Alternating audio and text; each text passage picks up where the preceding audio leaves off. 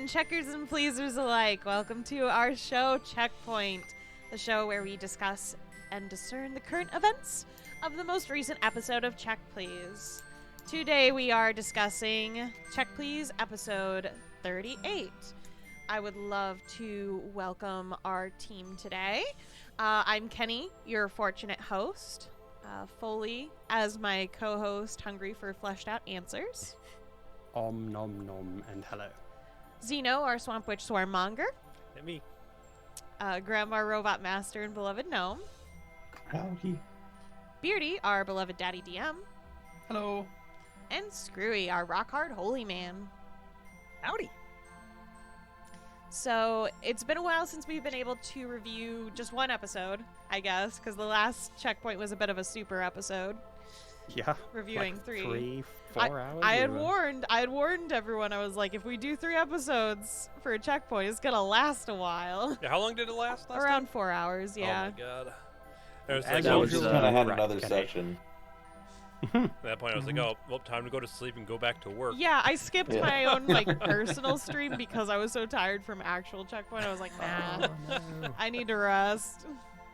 Well, Streaming we can, takes energy. A lot happened in last night's episode, but we can move through it, I think, in less than 4 hours. Well, yeah, obviously.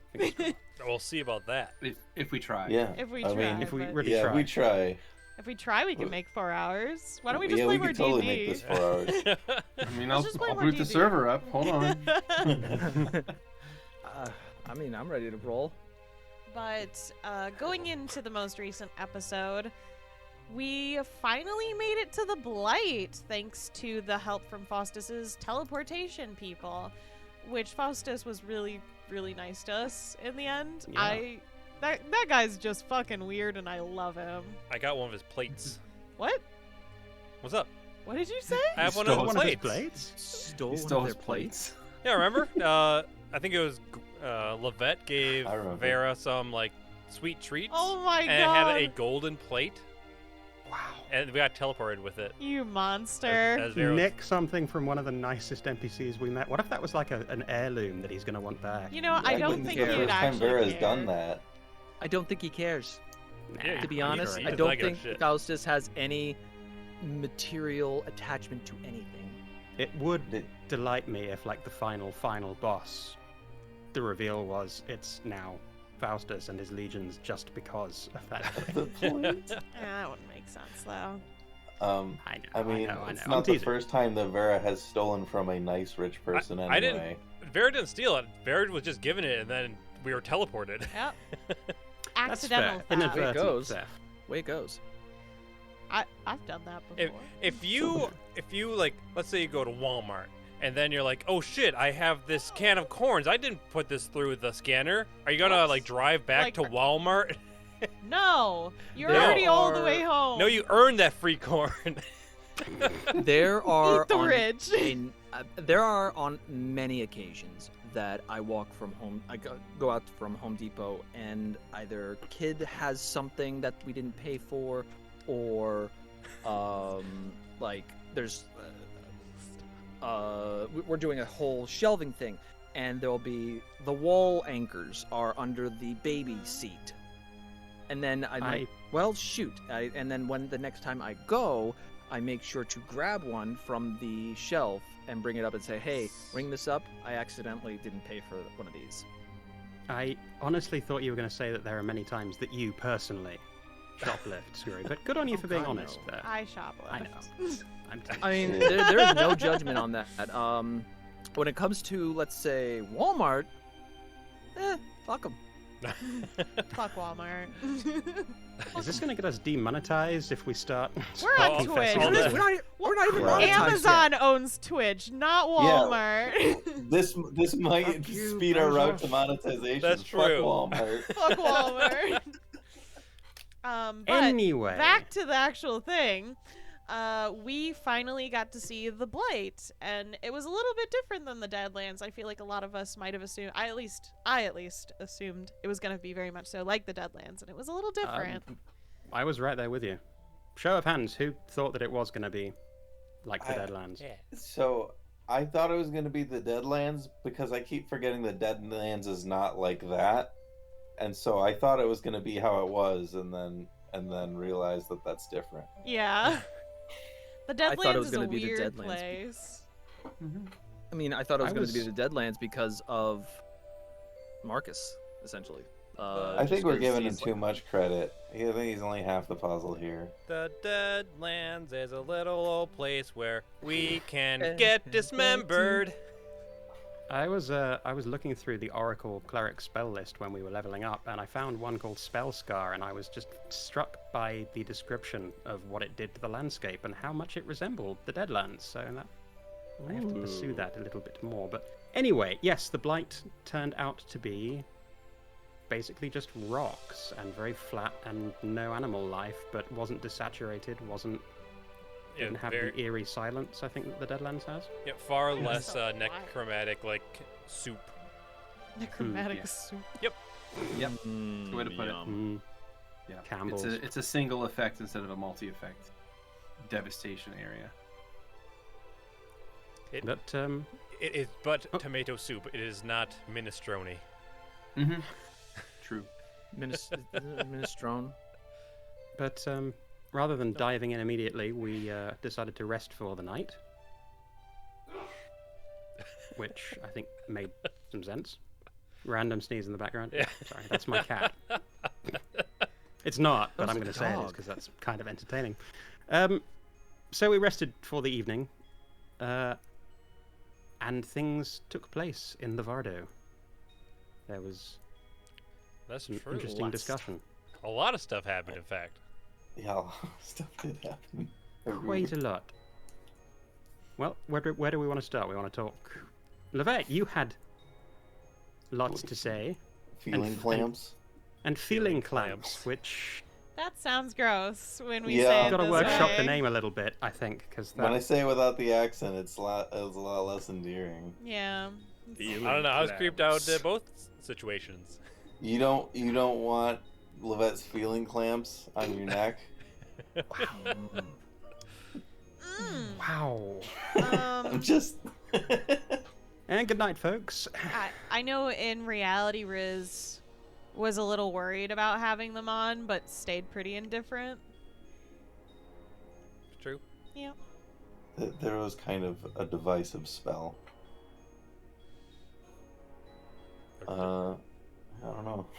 Yeah, so I don't. what was talked about in that one? That was where Levette was basically filling in the party. Yeah. Yeah. With her Mhm. whole There. fucking backstory and most of season one, like It really helps There's all though, this because stuff those revolving characters her. just don't know about that stuff. right. Like we as players sure might know that, but the characters sure don't. Right. And it helps to have that context, I think. Again, as a player, I listened to season one, but there was also stuff that I didn't recall, so I appreciated that as a player.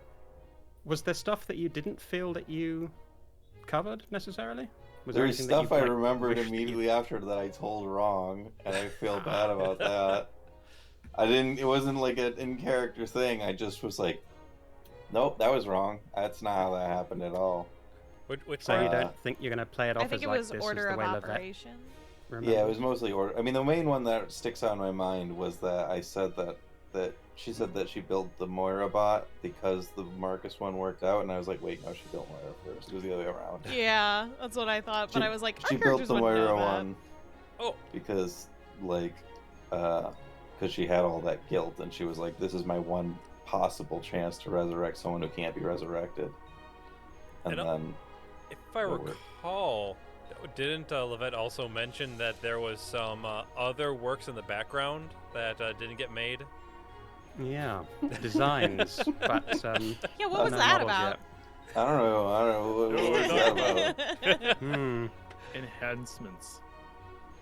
Zoom in. that, Zoom I can't in. Possibly. I mean, she totally didn't have schematics to make replicas of every single person that was important to her and had left her life in some way or another, and then maybe one for her mom in case that happened down the line.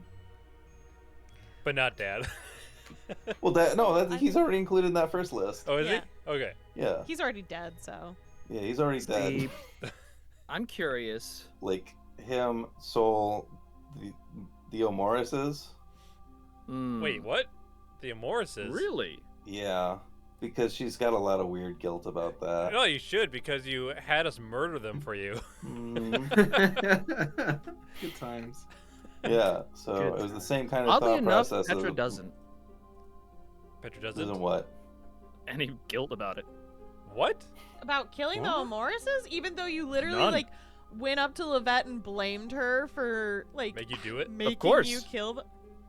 Yes, Kind because of fucked Yeah, up because he motherfucker. unloaded all the guilt right then.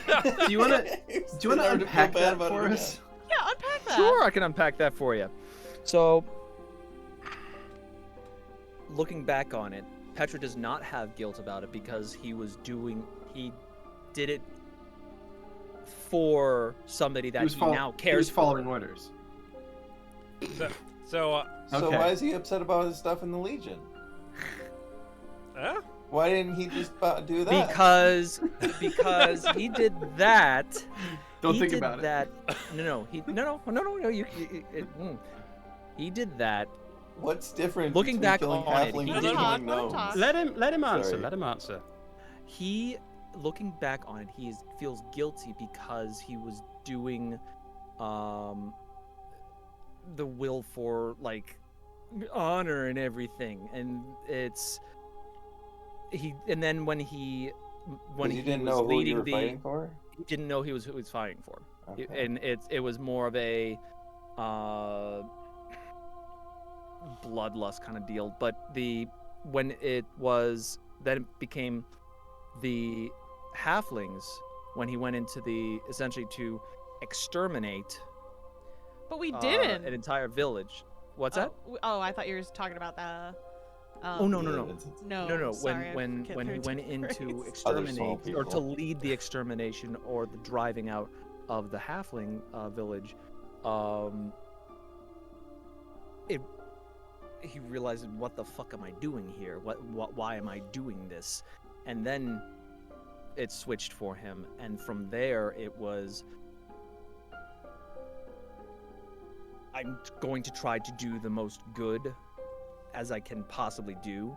And then with Levette, he was helping them settle putting an end to their essentially ruining of Levette's family. You sure As didn't it were. act like it at that time. At the time, no. But It's gonna looking take back a on lot it, of like- willpower to not metagame and address this now, or I try to bring it up because I'm Yeah. really curious. This interaction, but with our characters, could be so interesting because I can tell you, Levette has very different feelings about that situation. And I'm actually surprised because literally, like, I was expecting this to eventually come up potentially, but Vera hasn't forgotten about that. There's Yeah. something that they very much will remember forever from that situation, which I don't want to In talk about regard- now because it might come up later. Regards to Petra, or regards to Levette? The Levette. Oh yeah. Juicy. Well, we'll see then, maybe. Ecto cooler. I'm fascinated with Petravian's like Yeah, his value nature. system. Mm-hmm. is the It's best. very- Yeah. It's got a lot of it seems Nuance. to be encoded in rules. Well, there's a lot of hard-coded rules, but they're really complex and intertwined And Yeah, easily and- changeable too. and easily changeable. And sometimes in direct opposition to itself. It's interesting. It's really great. It just reminds me of a Simpsons line. It's like, they followed all the biblical rules, even the ones that conflict That contradict the other ones, right? Yeah. How you That's do that? not good. Ah. But back to Levette's conversation with Riz and Kurla. How did Kurla feel about the whole like clamp situation? I know there was jealousy at the end of that, for one thing. Yes, there was. Wow, Yeah, and riveting. And that's all I'm saying on that. Okay.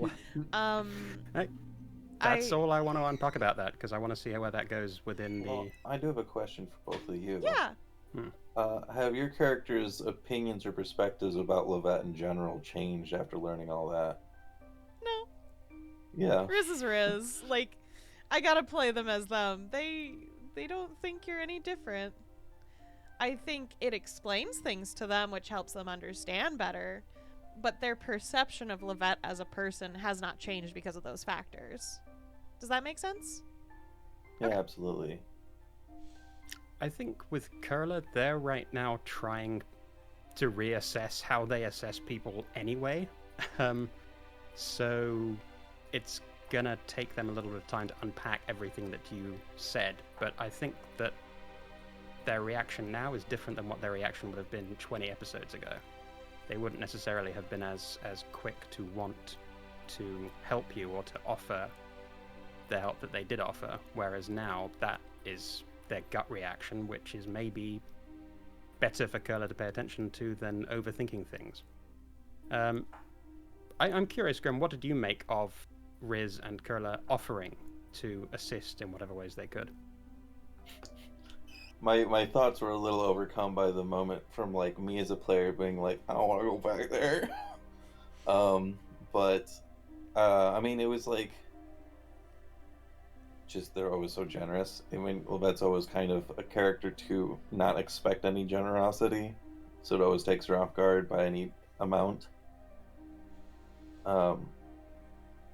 And like, it's certainly at least, yeah, both their offers are really things that she's going to be considering. I think. I mean, technically, Riz offered this earlier when we were in the library. So they already had brought that up before. It's Right. just they were trying to kind of set it more in stone and be like, I am genuinely serious about this. Especially with the feeling thing, even though their emotions just are neutral as a baseline. So they tried. Mm-hmm. Shoot, that was So the you question don't I see had. a return to the Steam Isle being a thing? I mean, no, I'm I not don't know saying about that that. necessarily. I'm just like, oh, it's gonna ruin her. It's Yeah. gonna ruin her. She's gonna be so sad. Getting closure? I don't Potentially? know if Levette needs that kind of closure if it involves like having to see the outcome of what everything Yeah. was. We don't know what happened to the Steam Isle after we left. Like, if it's That's true. really, really bad, I don't think that's good for Levette's mental state. So I agree with Grem completely. Yeah. I'm like, I- closure or not, that shit fucked. I think no- that okay. that What's the best closure case might scenario? come down the line. The best case scenario? Honestly, what do you, in your opinion, what do you think the best case scenario of either of I've two been things? considering One, the worst case scenarios and just letting it be better than that. That's I how mean, I operate. worst case scenario, it's a barren wasteland of mimics. No, that wouldn't be the worst case scenario. Worst case scenario would be that we get back and it looks like everything's normal, but it's not. They're all mimics. That would be worse. Okay, that is worse. That's fucking worse. Wow. Yeah. So the vet's sort of motivation for avoiding that is the concern over having to face the So I mean, consequences yeah, of their I admit actions? that's kind of a meta drive, right? Like I try not to let it influence her too hard, but I'm also like gotta protect my baby. But in character, it is sort of just like what she said, that she feels like she'd be arrested on sight. Which I feel like is a genuine fear. Yeah, and that And- like even if that were the case, and then she like there's a part of her I think that's like, oh, maybe I should do that then. But once we're done with this stuff, Yeah. if they're gonna After story execute me, stuff. yeah, then I probably should make sure I got all of my accounts taken care of first. That makes You're sense. thinking. Riz is over here like, let's figure out how to like remove curses or remake a soul. That might be fun. Yeah, right. I mean, if you can remake a soul, I can resurrect a body. That makes sense. I did have a question for Grem In theory. on Yeah. that. Yeah, With the constructs, yeah. were you planning on? Because they're avoiding calling them simulacrum, and that's what they're called. That's fine. I know Both that names are that's the fine. spell, but I'm like trying it to- feels weird with Levette's mechanics. It wouldn't be a simulacrum based on like what it is in our world right here, just Yeah. because it's not the spell. It's not like snow in coding. in our flavoring of it.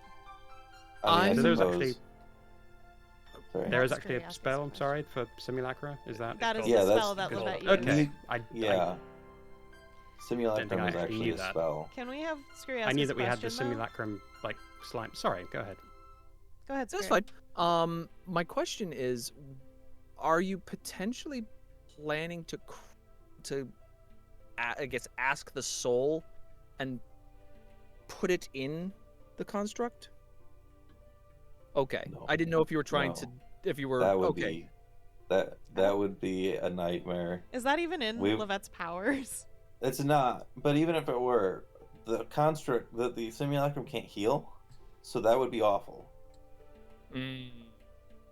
Levette's whole fucking life, especially in season 2, has been a goddamn Black Mirror situation. I don't need to make it any worse. Yeah. Yeah, I could see that. Yeah. Okay. So I think the more ideal thing would be I don't even know if Levette wants to actually resurrect I mean, Moira. I think at least from Riz's point of view, they're just like, hey, let's try to see if we can make a soul, not yes. anything else. Because Frankly, yeah, she's kind of I don't think she's thought it through as much as I have. She's Yeah. still going off of fumes at this point. But I think that she would be satisfied with that. She just wants to undo the damage she's done of erasing a person. which I think at least Riz is getting off of the conversation, so that's why they're pretty willing to see if they could do something. Like, she would be willing to resurrect Moira, but she'd want to do it through some kind of spell where the soul has to be willing. Has I to be think that's voluntary. just how resurrection works. They have to be willing. That's to how come back. resurrection works. Isn't there? Yeah. I think are there any spells that can force it? No. Interesting. No, the soul always has to have consent in the matter. So like, Oh, then yeah. technically That you she'd could maybe try. be willing to throw down for the money for that and the resources if it became a possibility, because it'd be worth a shot. Probably wouldn't really think about how she'd feel if I was like, no, I'm good. With a soul that's partially destroyed, I don't think true resurrection can apply. No. I think that's a sort of No, wish you'd have slash to- miracle if a situation. Wish. Yeah, wish. Yeah, would gotta- wishes you we'll gotta talk to probably have some- to try. Got to talk to some gods for that one. Or Yeah, that. I'm working on it. Okay, I gotta get stronger before I can work on it. At least in-game RP wise, that's how Riz is explaining it. They're like, I'm trying to get stronger so that I can do these impossible feats, pretty much. Whee! I mean, that's part of it, though. Is keeping it in world, trying to explain. I'm very all good the at this. Really cool. You very are. I'm like, I have no problem with this. I'm good. I'm still getting So you'll better. have options at least. It sounds like Levette's going to have If it works. Anything various seems like- potential avenues to go down. Yes, well, she's had a lot of avenues, and they've just narrowed and narrowed, Yeah, some of them were choices. and some of them were choices. Yeah. You should But- try Electric Avenue. No, Um, screw him. Bad. but- Spray can. There's another thing with the conversation. I don't know if I have a question about it. I've just been thinking about it a lot since last night. At least very least, Levette's opinion of Riz probably changed a decent amount. Oh? With the comment about when she asked, what would you do if your gods just left? If they confirmed with you it wasn't anything about you, but they just had to leave and they left. Mm-hmm. And I think Riz's response really changed her opinion, because she was yeah, she figured that Riz was tougher than that, that they're so old and weathered that she didn't think something so simple would break them so thoroughly, especially not in a hypothetical. God-fearing person. Yeah, I I mean, think that's gonna. Yeah, I think by extension, Riz sees the gods as a part of themselves. maybe more than a lot of religious zealots. But I think if they were just gone, Riz would be like, that is such a huge part of myself. It's like I would have died anyways. I think, yeah, that's the thing, is that I feel like the Levette's perspective on this is like, that they don't have like a sense of their own self outside of this thing. And I think, I feel like that's where she's probably gonna bring that back up some point in the future. And that's fine. Riz is a very open book. May Always I has interject been. on that one slightly? Oh, What? So, the other thing that you may not be appreciating or thinking about is that if the gods were to suddenly die or go away, like, existence is fucked, basically. I'm not It's saying like go you're- away entirely. I'm saying leave Riz specifically. Oh, I see. Okay. I thought it was like the hypothetical was like if the gods just disappeared tomorrow, what would you do? No, pretty much No. if they were just gone out of Okay. Riz's life. Because yeah, I at that mean- point, killing yourself might be the merciful solution. I Because do think things are that about to there get is bad.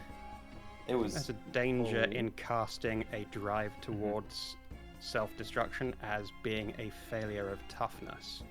I think that's Maybe, not but that's necessarily not. a good read. Maybe, on- but that's how she read it. Yeah, I mean, that's, like, well, that's she pretty lived much through that experience, right? That, like, to her, the idea that because she was really asking, how would you deal with it? How would you deal in my shoes? And trying to put it in a phrasing that Riz would relate to. And to her, to Levette, the idea that her mom being gone for a few years completely fucked her, like, psyche over is ridiculous and makes her really insecure. And so to hear that someone else would take more drastic action is like, oh, well, maybe I didn't handle it that poorly after all. Maybe that's a pretty normal reaction. And that kind of touches on a phrasing that I actually genuinely use in real life, is that God is mother to a child, where what? Sorry, I thought you were gonna say God is a lying, two-faced I person. mean, yes, he is. if I'm honest, But right there.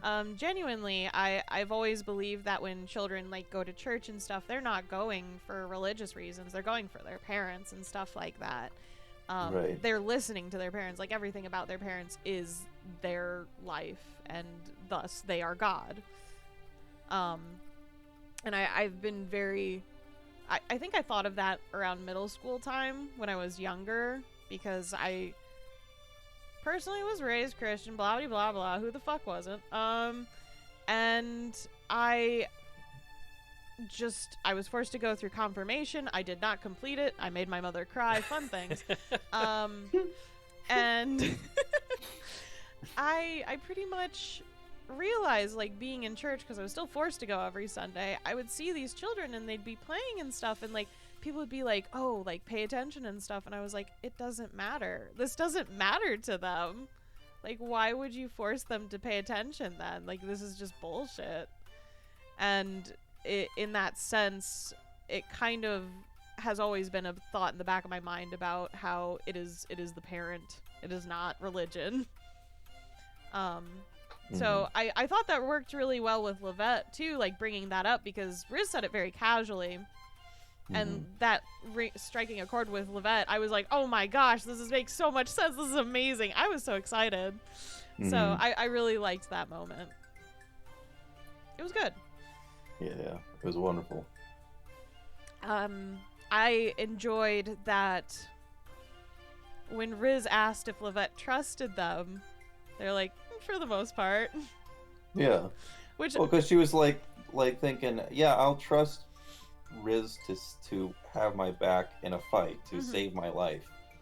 Like, she's like, oh yeah, I'll trust you with my life, and she's like thinking, but not with certain secrets. yeah. Which Riz is like, yeah, that's fine. Like, I don't want people to trust me anyways.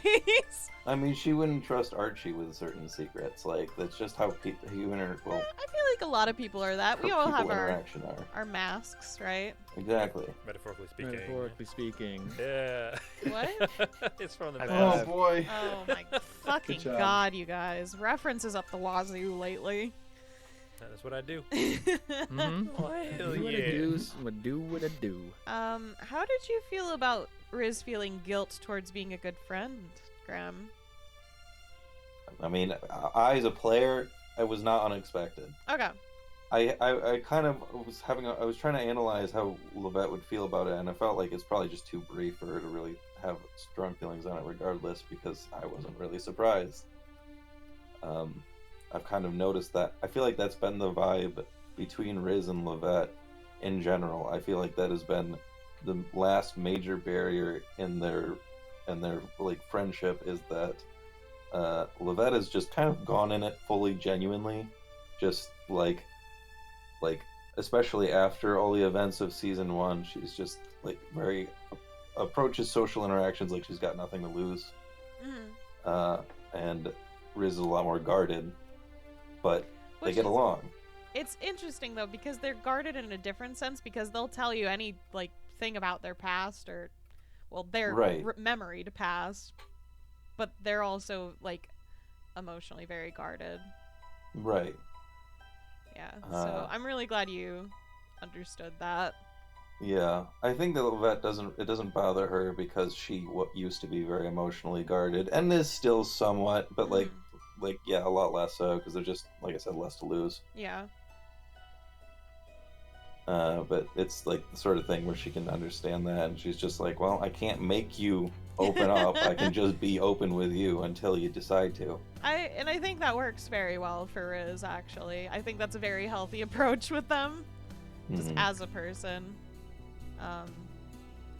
It's like being gentle, pretty much, with them. Yeah, exactly. Yeah. So I really like how the friendship's like developing so far. Personally, I'm really excited to see what happens between Riz and Levette, personally. I mean, this whole conversation that she brought both Riz and Kurla to is like, you know, it might seem kind of like a natural step, and the way that she explained it, of being like, oh, well, I might as well, I don't have any point in it, and there's no point to it because it's just like a bunch of backstory, but you might as well, and blah blah blah, and like that she doesn't need to get off her chest, which is true to an extent. I don't think that she really needs to get it off her chest. She's gone over this a lot, but it was a very big sign of trust for her, that like telling that story is not something that she is willing to do for just anyone. And that was more what it was about than like making herself feel better, was showing that she trusts them. Yeah, I thought it was good. Do you have any other questions about the conversation for us? Nothing I could think of. That's okay. I was just curious. I would like to bring up also the fact that we had the Rubik's Cube dimension door. That's true. Mm-hmm. Yeah. Which I actually have a question about. What's up? So you're looking at making that permanent, correct? Yes. Where are you making that permanent? What do you mean? Like, is it like, are you making the open door permanent, or? No, the dimension collapses after. Oh, so it just one goes day away per completely. level. Oh, Yeah. really? So it's pretty cool. I did a bit more reading on Create Demiplane, and I was gonna say this during the game, but I didn't want to stop the flow of this session. So this is a good point to come in and explain it. Yay, checkpoint. So I was reading the Create Demiplane, and as I understand it, and feel free to disagree with me if your interpretations are different than mine, but it sounds like when you cast a spell, which you only need a focus for, you only need a forked rod, 500 gold required focus. So there's no cost per spell cast, which is cool. Oh, I didn't know that. Okay. Yeah, so the 500 gold forked rod is a focus, not a material component. Oh, well, I might not dump the 20,000. That's what I'm saying. So this is why I wanted to bring it up, right? So basically, it means you cast that every 16 days, when you cast the spell, days, so then I don't have to worry about it ever going away. Right. You just cast it again, and if you can cast it inside the demiplane, you can do one of two things. You can either refresh the duration to its maximum again, or you could add a new part, or you can add one of those modifiers, which I don't know if you read through the list, but there's all the different modifiers you can add to the demiplane, and one of them is called structure, which is probably what you want to do, because that's where you can be like, okay, I want to make a castle. Yes. Structure. Well, I am probably going to do the gravity one first because I really wanted it to have weird gravity. I was Yeah. going to just make it have that, and then I realized I had to Mhm. add it. I was going to make it so the first time that she was inside the plane talking to people, she was just going to be like walking on the walls and the ceiling and Mhm. stuff. Like Yeah, that, so you can- stair painting. Yeah, sure. Yeah. And then once so every time you do that, you get 10 10-foot cubes worth of space. So essentially, it comes out to 1,600 square feet Mm-hmm. roughly every time you cast the spell. So every time you cast it, you can create or refresh the duration of a 1,600 square foot area, and then you can make those permanent with 20,000 gold. Right. So if you choose to make them permanent, you can, but you don't necessarily have to, as long as you spend at least one spell per 16 days to refresh Right. it. And so if I expanded it a bunch, I would have to. I would have to have like 15 or fewer expansions, and if I had 15, I'd have to burn a spell on this every day. But Yeah. then I could maintain a Yeah. huge fucking castle or something. Absolutely, if you chose to. That's Yeah. interesting. Yeah. So you can make a It's pretty fascinating. cool, like, planar fortress for yourself / the party to be like a mobile base. That's just like, oh, hey guys, let's go back to our fortress in space. And you just cast a spell, and you guys are on like this, it could look like an asteroid with the top cut off, and there's like a castle on it, and you guys are floating out in the field of like creepy like stars and nebulas and shit. It's like, yeah, that's our base. Could they affect the flow of time within? I can't make it go backwards. Like, No, could you make it? I mean, slow. I don't think so. I don't think I No. can turn Or- it into a or hyperbolic speed. time chamber as badly as I would Damn love it. to do that. No, Damn, sorry, I that's don't think exactly how what I that was works. thinking. But let me pull up the thing, and I'll read off what it can do. It's pretty cool. Sit there, rest a I couple would days. just- Some of the Yeah, modifiers. are build neat. everything. Build new equipment for everybody in the span of 2 hours, and then come back out. Okay. All right. What it can do is alignment. You can make the plane have an alignment. You can make the plane have does that mean? bound. Okay, so the plane gains a chaotic, good, evil, or lawful alignment trait. You cannot get a demi-plane alignment trait for an alignment you do not have. Okay, so let me pull up alignment traits. Do you just get Pretty sure it negative just kind of modifiers or affects- something? Yeah, I'm pretty sure it just affects Yeah. people of the opposite alignments. Mhm, Or so it and would maybe give of these. penalties. Gotcha. Yeah. Everything's just going to be slightly tilted.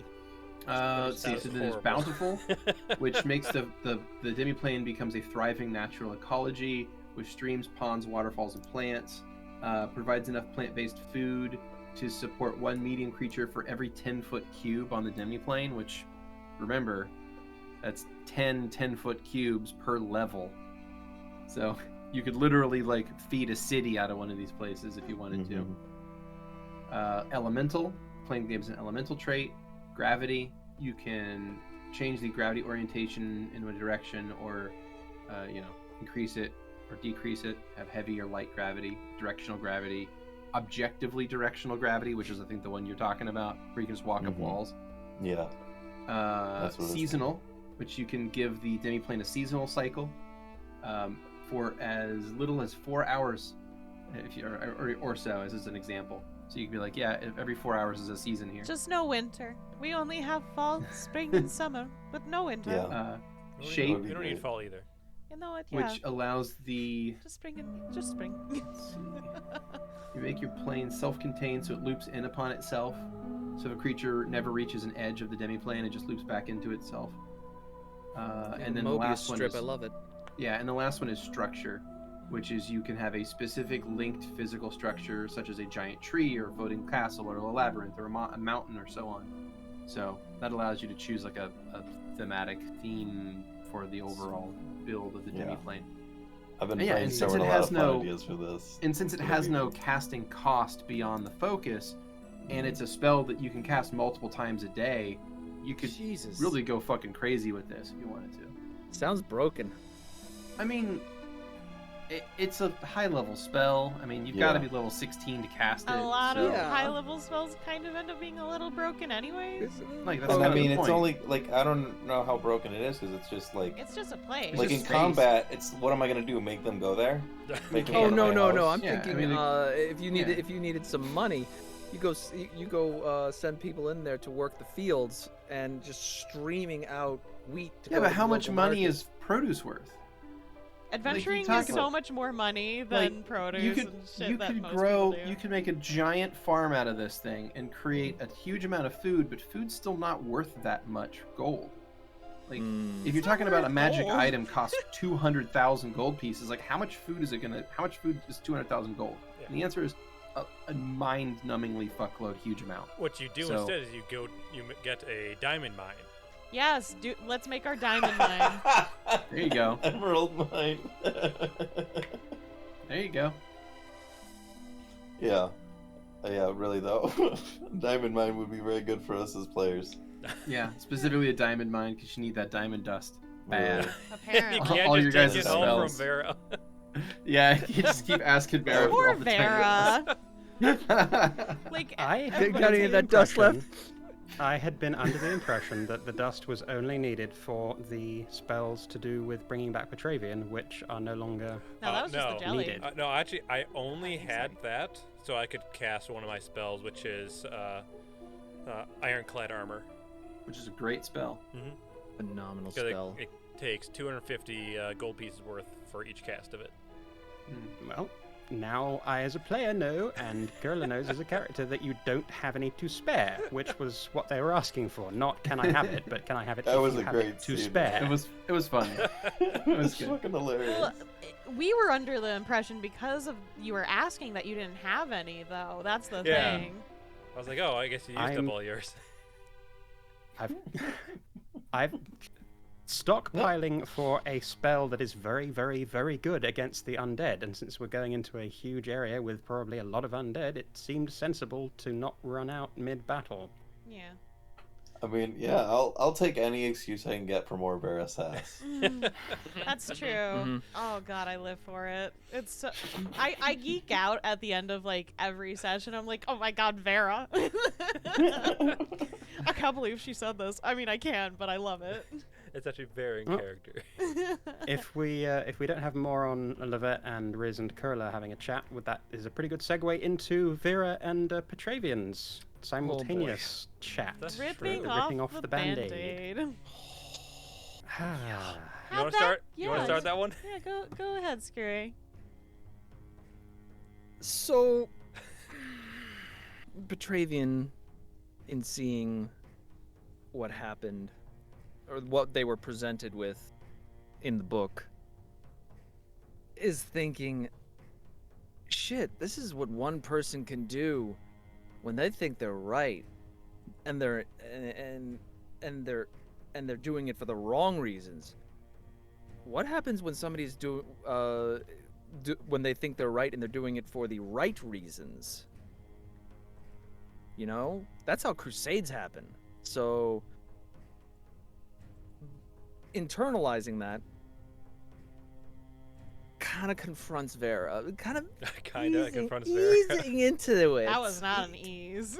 Yeah, did he do that where we could see it? The easing part? I tried to ease into it. I really did. And I don't know if it came off as well, but I tried to ease into. You just kind of started yelling at her. I mean, even before that, it just kind of like a little on the nose. Just like, you know, I noticed that some people, and I'm not naming any names, tend to have a habit of attacking people when they're scythed when they don't agree with them religiously. I'm just saying I hate people who do that, like Marcus the Destroyer and you. Right. Right? Like Marcus like is compare Marcus him is to like the worst being that the world currently has, apparently. Wow. I'm just saying that Marcus the Destroyer's obsession with bees might have been consuming him a little bit. it was rough. I will say that I feel like Vera, because once again, and we learned this more after the fact, actually, with Kurla's and Vera's conversation, that Vera doesn't know what to do anymore correctly, because in first season, her alignment was changed because of disrupting a spell on the Lithogate. Yeah. And she has no fucking clue what's right and wrong in her own mind anymore, because it seems like it can just change on a whim. And now, basically, Petravian just told her, hey, everything you think, always second guess yourself. Always know that you are probably wrong. Yeah. Man, Vera endures the struggle of living in a world that has alignments. I mean, I was really sad that we were in another conversation, because I feel, at least when Petravian was bringing up, like, the whole banner thing and being like, I can't believe you did this without asking me. Only ask me first before making a decision, even though I would have made the same decision, which I feel like is so mean. And if Riz was there, they would have been like, I mean, Levette was gonna blame me for this earlier, but like, I was gonna do this. Like, what the fuck, dude? Like, if you were gonna make the same decision anyways, why terrorize someone about their decision? I mean, I would have weighed in about not doing the same thing, about not consulting people, but I also would not have made the same decision. I see what could happen. I don't, or the potential of what could happen, and it's for me, it's getting the conversation started, and that's I guess the hardest part. And Hell of a start of conversation. Yeah. yeah, no shit. What a story, Mark. But with as you've said, the Band-Aid is ripped off.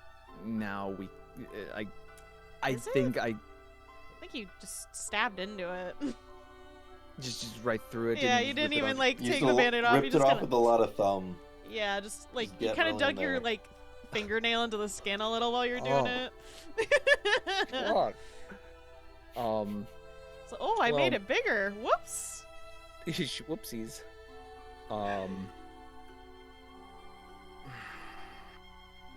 And hopefully we don't go straight into battle next time, and We still got I'll two, be- 5, a lot of days of travel. 2 days. I 2 thought. days? Okay. probably, and I can try to smooth that over, and stitch that wound back Yeah. together. We'll see. Good luck. That's how Okay. Vera is. She smooths over in 2 days, no problem. No, we're just gonna. Petra is still going to. I have the propensity to go after and then try to be nice and everything, and I don't want that to happen this time. I would kind of want to really hammer home that, hey, I'm here for you. Please don't make just right off the thing decisions. Why didn't you say and- that? Yeah, it didn't really seem like you had Vera's back. Is the issue in that case? It seemed more like you were saying that Vera just makes bad decisions and should just go through you first Which before doing anything. is questionable, because I don't know if Petravian makes the best decisions either.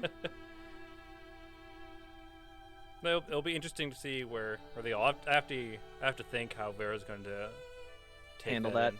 Yeah. Yeah. Man, it'd be great to have Soul around. You know, They would really solve don't. so many problems right now. Gotta love those empaths.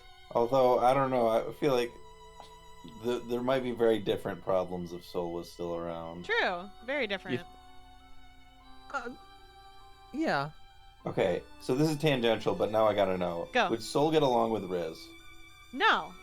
Okay, I didn't think so. I wanted to make sure I was on the right page with that. Oh, no, absolutely Yeah, I feel not. like Soul would fucking hate Riz, and then that would be its own thing. I mean, very much so when I was designing Riz's personality, not their actual design, because that happened the same exact time I designed Soul. I really wanted them to be very discordant compared to first season, because it's like, oh, you knew me as this.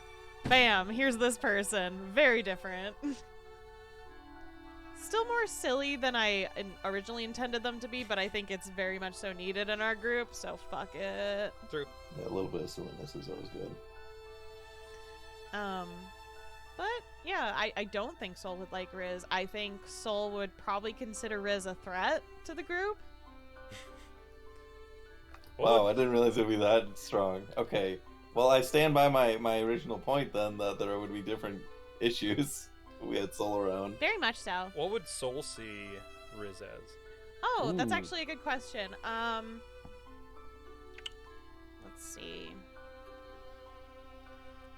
Soul would probably see Riz as a man, not exactly in a suit, but a very flourished outfit, would be wearing a lot of jewelry, probably have facial makeup, very clean cut. That's how I imagine Soul would see them. And then race-wise, I think they would probably see them as a wood elf. Nice. Yeah. That's what Vera sees. Yeah, Riz as. Vera sees Riz as a wood elf as well. Tattoos. Because I don't think Soul would see them as a high elf, because they wouldn't have acted right, probably. And now everybody but Vera sees Riz as a partly as a Partly purple elf. person. That's okay. But yeah, I'm not sure how good this conversation went for you guys, but I am interested in seeing what comes of it. I think it was a net negative at the moment. Mm-hmm. But we're gonna work towards that positive. Way of looking at it. I mean, yes, it is. If you want, I think it was a net negative, but it's gonna work its way to a positive.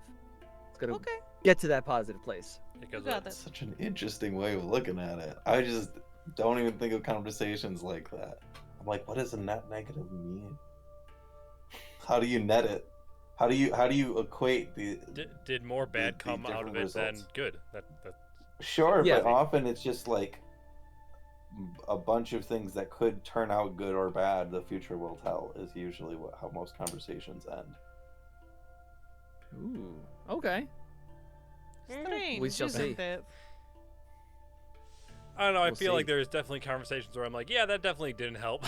Right? Yeah. I mean, I agree. Right? There are definitely, yeah. I guess that's true. It's like, well, my life is definitely significantly worse after that. Yeah. Travesty. That's a mood. But I'm interested in. I just have to think what Vera can do with that, because Vera's very much an impulsive person. Like, they don't typically go straight to someone else. They are very in the moment, trying to do what they can. So it'd be very weird for her to like stop and hesitate. But everyone else came out of the conversation with Levette right as Vera was storming off, as Petra's like, yeah, hide in your room. Yeah, like, boy, Cloister- I've heard that cloister from in your my room. dad. Ugh, I was not happy hearing that at all. I'm sorry. Mm. Yeah, that was a genuine response to. Terrible. I know it's awful, Absolutely but awful. it was a true. It is in the mindset of Petra. It's like, yeah, go ahead. I mean, you're not gonna face your problems. I'm just gonna act walk like away. the holier than thou person. Mm. That's Mm. kind of what happens when you do stuff like that. You're like, look, I'm the bigger person. Ha ha ha. Look at you hide, little bitch baby.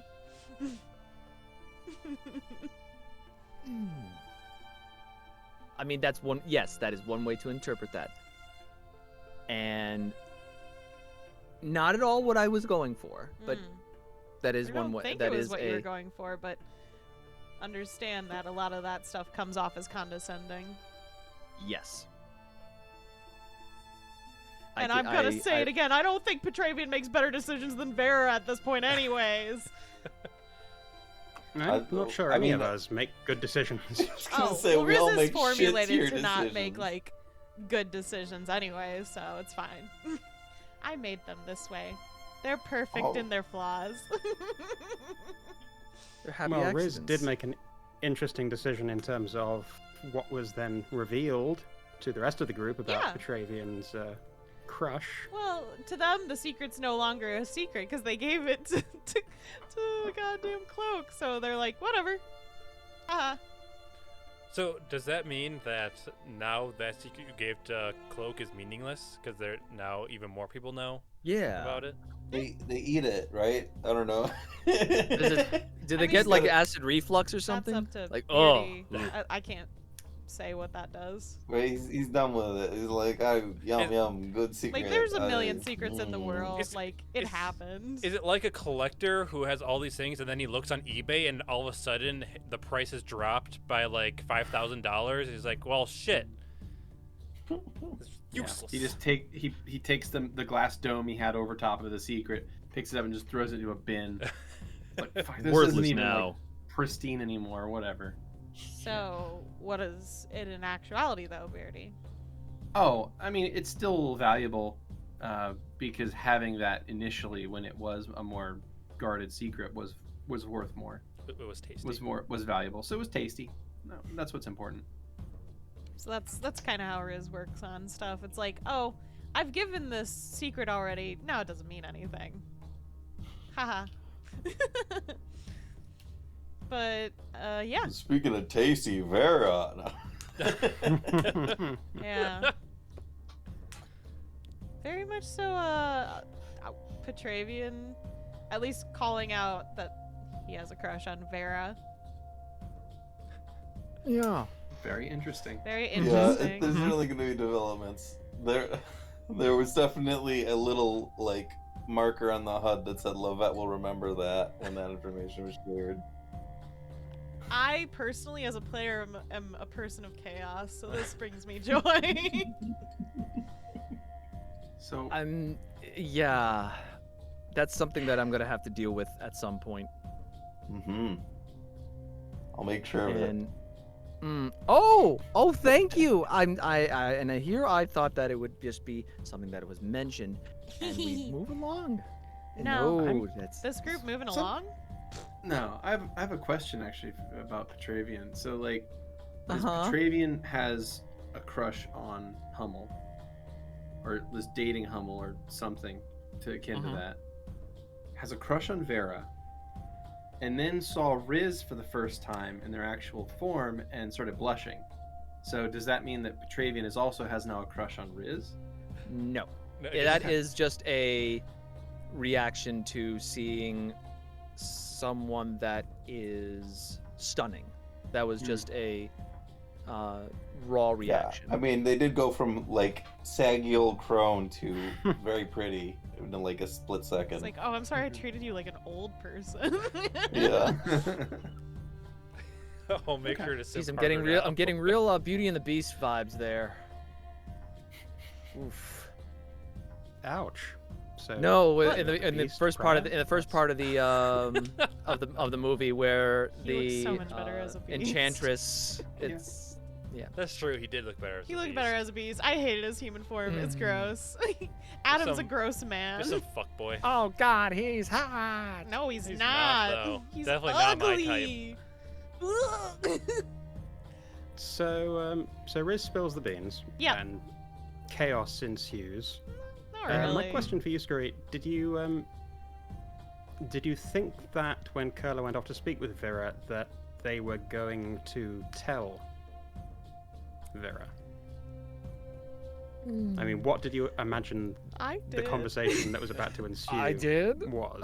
I thought it was going. I don't know if it was going to be mentioned in passing, or if it was going to be directly referenced, or if it was going to be.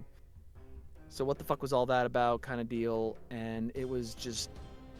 Oh, I don't know what's going to be happening behind that door, and I don't like it, and I am.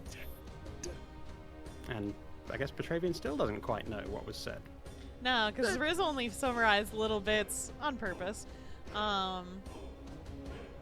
Chaos reigns. No, it's not about chaos. It's about holding cards.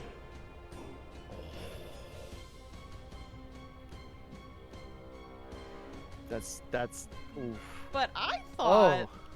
thought for sure Curla was going to spill the beans about like us discussing this behind Vera's back. Yeah. So Riz was a little sad because they're like, oh no, my fun is gonna be going away now. That's not great. I don't like that. Ugh. I think Kurla might be a little bit gun-shy about trying to cut to the chase of things and clear up confusion, since they've caused more that way by trying to address things head-on in that way. So, And I think but on the that's other hand, at least what the other characters are used to more is the Mm. cut to the chase. So they're like, we're in trouble. maturity. Well, not maturity, but slowly growing. I also kind of wanted to keep Skrewy on his toes. So, Yikes. like, I I as a player mean- had no intention of Kurla telling Vera, but I kind of Okay, to be was honest, okay with it's a good Petravian thing. being left with that impression. I'm sorry? It's a good thing. Yeah, keep me on my toes, cause I don't want to get complacent. Just keep me active. Keep me moving. Okay. With love, you know. So, conversation then ensued with people listening at keyholes, figuratively True. speaking. We got more Vera Yeah. backstory. Yeah. Which, I would like to mention that as well, because Ken and I were joking about it later. Was that Petravian described Vera's past as her backstory, Yeah, like who the fuck says it Did I- that way? which I now Did I say backstory? Yeah. Ask Petravian. which I now want to say that whenever I'm talking About about my, my like, my past, childhood. I'll be like, My backstory so, was rough, guys. this one time in my backstory, I went to the dentist, and I am sorry that if I said backstory and not their past. It was just like, Yep, everything before I was 20 was part of my backstory. yeah, It's not part of my character arc. yeah, back is before I was a full-fledged character. yeah, our person. Is before the campaign really started. Yeah. Well, I do apologize if I said backstory and Well, that's why Riz was suddenly got annoyed because they're like, "What the fuck does that mean? What is that? I thought it was funny. I thought it was. What are those?" that is fucking funny. That's hysterical. I'm But, sorry. but no, so Curl and Vera had another conversation, and Vera shared more again because she already spilled the beans about this because she was in a bad spot the last time. So Curla was literally the only person that she would have talked to about this as well again. But we got a lot more actually about like what Vera's feeling about herself based on her actions in the past.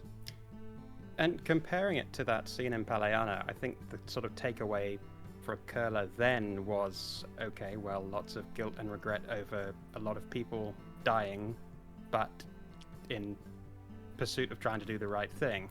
Mhm. Whereas now, obviously, with the more information that's been revealed, it's kind of like, well, actually, it wasn't in the pursuit of the right thing. It was more self-centered and not necessarily acting on behalf of the hive, but as Vera was kind of saying, it was more about that power and that control, which was kind of a fascinating revelation. Yeah, so we talked about Reduvi again, which I would like to bring up the we have Locket moment on here as well. Mm. And I am interested in what similarities Vera would see between Reduvi and Kurla's sister. The physical similarities. I They do didn't have physical necessarily explain it. similarities. Oh, yeah? I didn't necessarily explain it as best I could, but I wanted there to be a physical resemblance in just sort of bone structure that kind Okay. of, and Okay. also just general, like, sense of just the vibe, Vibes. the excitable, So here- loving small child, you know? Yeah, so that's the part where there's more of an offset. So with the visuals, I can see it, but the way that Vera views Reduvi is very much based on basically Vera's remembrance of her own past and what Reduvi's could have been, and a lot of how she views Reduvi is based solely on that as well. So Okay. I don't think you can like put forth what someone feels. Well, so it would look, if it looks like them, then If it looks like them, yeah. then it would bring back memories of Reduvi, like just like yeah. But obviously, there's not that secondary push of like that. Really is what pushes Vera to literally view this Reduvi as kind of like a daughter almost. Right, and if I phrased it as assuming that Vera reacted in a certain way, then that's on me for not phrasing it as I could have. So my apologies No, for it's that. all good. But I think Kurla had the expectation that Vera perhaps viewed Reduvi differently than Vera does consider Reduvi, which, yeah, speaks to a continued kind of disconnect there. But there was also meant to be, despite the different ears and the green skin, there was meant to be a physical resemblance that would have made you think, oh, that's a little bit like Reduvi. Mhm. And that was important to me because that's been sort of subtextual, the idea that Reduvi reminded Kurla of Verla, and I kind of wanted that to be established textually. Hence why Kurla was keeping their distance, and also hence why they needed to get them back and were weeping over them when they did get them back. Wait, how old was Kurla's sister when Kurla ate them? It's not necessarily established, sort of somewhere between like 5 and 10 within okay. the community. Ages weren't exact. And also half-orcs age How not old- exactly like humans, and obviously nothing like elves, so it's up in the air. How old was Kurla? Kurla, it was kind of the eve of their assumption of adulthood and adult responsibilities Okay. in the community, which... All right, I thought they were Is more sort of- close age-wise. No, definitely little Oh. sister. That is a little more and fucked up. Kurla was kind of 12, 13, somewhere around there. Okay. What was that, Kenny? Nothing. Okay. But let's- Anyway, so yeah, that was why I wanted to include that moment, and I thought that it could kind of speak to the shared sense of loss and responsibility for past fuck-ups and trying to do better that I think Vera and Kurla have in common, and that everyone in the party can kind of relate to. And that was also one of the points that Kurla was trying to bring home, and I was trying to bring home, was that, hey, if you want to trust more people with this, hint, hint, reveal your backstory more to people. Oh, These you know are people could who do will that? understand. Kurla to the party. I'm sorry? Shit. I said, you know who could do that? Kurla to the party. Well, why would they, though? Yeah, I know, It's but not I'm their saying secret like to tell. Vera's not gonna. Definitely not. Well, then we're never going to find out. I find it very interesting because like I'm like looking at Kurla being like, talk to the party. I'm like, that's a lost cause. Maybe, but I think Levette would. I don't know. I'm hesitant to say this because that's still a potential, and I don't want to sway things too hard. But I feel like Levette might lose respect for Kurla if that happened. Maybe not initially because she wants to know about Vera, but given that that was mean, exactly. Petravian's she- already spilled stuff about the Pentress estates. I mean, I can't Yeah. imagine. I can't even imagine Kurla doing that. Like, it's just No, I can't. No, I Kurla, can't so- either. All I'm saying it is was- this is the possibility if you really want Vera's information out in the air. And I mean, it was also the fact that Petravian had been conducting research into Vera and looking into that without really Vera's consent to that had annoyed Curler into going and speaking with Vera. So, I but also don't... Oh, sorry. No, I'm also just wanted to make the point that Curler's reticence to discuss any of their past with the party, and the fact that things have improved a little bit for them since coming out about various details, has benefited them, and I think they're coming from that position in speaking with Vera and suggesting that that could be possibly beneficial for them. But no, it's never going to be anything that they discuss with the rest of the party, which I know as a player is kind of frustrating for the rest of the players, but it's true to the characters. Nope. I can figure this shit out otherwise. Yeah, I don't entirely... she's not my character, so I can't say for sure, but I don't entirely agree that Vera will never speak to anyone else on this. I just think that, the usual gentle approach that we go for is probably not what will work for Vera. Someone else is going to have to take the sledgehammer approach then. I mean, hasn't the gentle approach has been the one that got results, technically? Yeah, I mean that's true. Well, no, not from Soul, Levette, though. at least. No. Like, I don't know. I feel like Soul could have asked Vera anything at this point. Yeah. Yeah. But yeah. But would they have? But Soul made themselves become friends with Vera, right? It's true. They forced into that.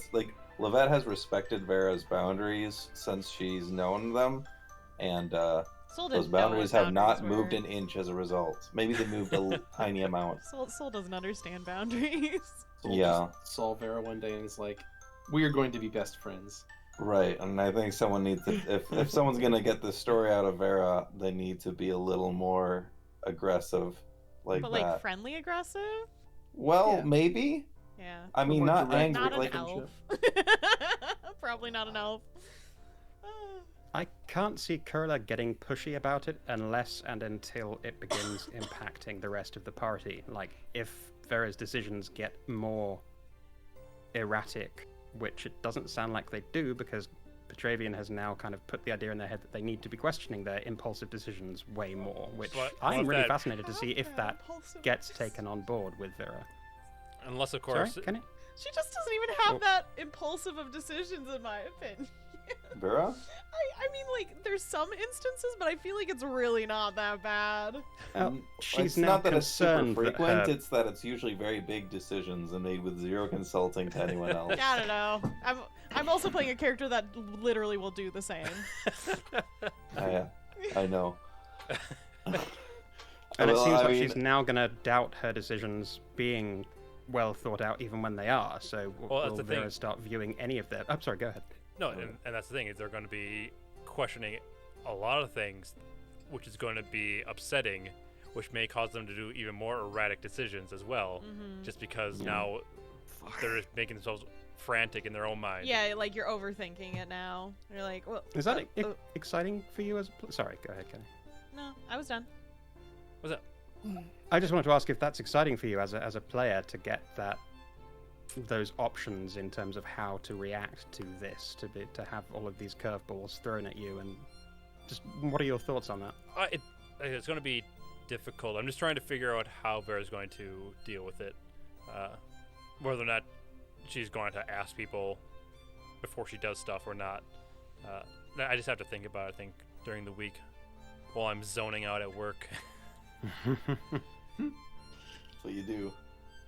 How will Vera be doing? I really liked your acting in that scene, though. I saw a lot more raw emotion from Vera, and some of that shit just makes me so excited whenever I see it, so... Thank you. I was very happy to see more of Vera, even if my character wasn't there, me as a player. I was worried I was going to woe is me a lot, because a lot of that is, literally, Vera just has so much self-hatred based on what they did, and, there's not going to be much moving for that. There's not really much that anyone else can do to help Vera forgive herself, in this moment, with what we have here, Yeah. No, I think that came across really well. I enjoyed that scene, so kudos to you. I think your acting was great in that. Oh, thank you. That's why I brought it up. I liked it. Is there anything else we want to talk about for the Curlavera conversation? Only that it was not a private conversation. Oh, that's true. Unbeknownst to the participants. Very good walls and doors. Well, I mean, it is a magic construct of my mind. Mm-hmm. So, I mean, Riz very much so has told everyone I am aware of things that happen in the Vardo at all times. They just choose not to listen to them. Most of the time. And in this moment, they were like, well, I don't want to be in trouble for a thing. That's what started it, because they thought they were going to get told on pretty much. You thought Curla was I thought narking Curla was on going to narc. Thank you. I was like, God fucking damn it. So I went to go Oh man, listen. that would be awful if you got narked on. Darn. If the narc got narked on? It's my job. No one else's. Hmm. Don't take Good to my know for shit. future. That's my thing. So it was very fun. I enjoyed being able to like have a visual and verbal gag with that one for at least the podcast doesn't get to see it, but I was at least pretending to have my ear against a door. And it was very fun, in my opinion. And Riz chose to give some details and chose to leave stuff out. Yeah, what details were shared? You think you have a curse. You might be a werewolf. That's right. Good shit like that. There was some other stuff. I'd have to review it completely to see all the things that Riz specifically said, because I was actually trying to listen and figure out what you guys were saying. Yeah, I'm trying to figure out what everyone knows then. Yeah, well I'll read Quote unquote knows. Yeah. The truth might be a little bent. Might just be straight up wrong, but It might be straight up fucking wrong, but it was fun. It was really a fun scene to do. I appreciated people playing along. Thank you, Grem. Yeah, I'm gonna enjoy Levette thinking that Vera is a werewolf and has been this whole time. So good. Also, I do wish that you were able to do that thing you were thinking about, Grem. Like, Oh yeah. Could you mention I was that? talking about being in front of the because we were sitting in front of the door. I thought that we were gonna just be standing in front when people came out and it was gonna be like, "Ah, shit, run!" And I was actually thinking about afterwards, and I was gonna do the oscillating phase generator and just run through the walls. Except I'd used it that day. It's the same day we did the arena fight. Yeah. So I would have be just like- ran face first into a wall. Oh, That would baby be even girl. better. Oh, that's Slap That would slap be the wrist perfect. button and just run. Run. That's not how walls work. I don't even know what your goal was. oh, But the reason Riz actually walked away is because they thought the conversation was ending, and then it kind of kept going. So they're just sitting on their bed, like, okay, I guess I'll just listen. Actually, because I was thinking that you'd get like a bowl of popcorn, just sitting there going. no, I was prepping Skry. yeah, you don't Um, put popcorn in your water. You don't put popcorn in your water.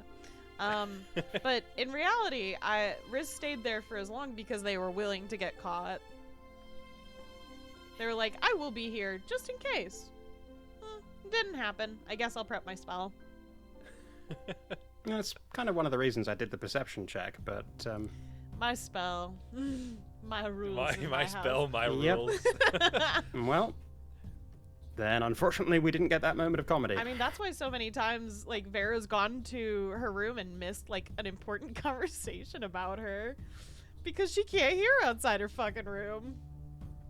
And she has some of the best perception in our group, probably, as long as Xeno can roll well.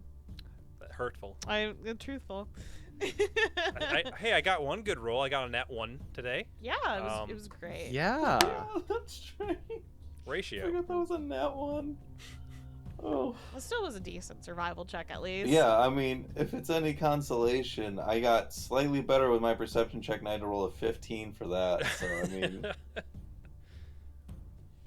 Yeah, but after that whole debacle of betraying of trust, because I don't give a shit, I scried on Marcus's book.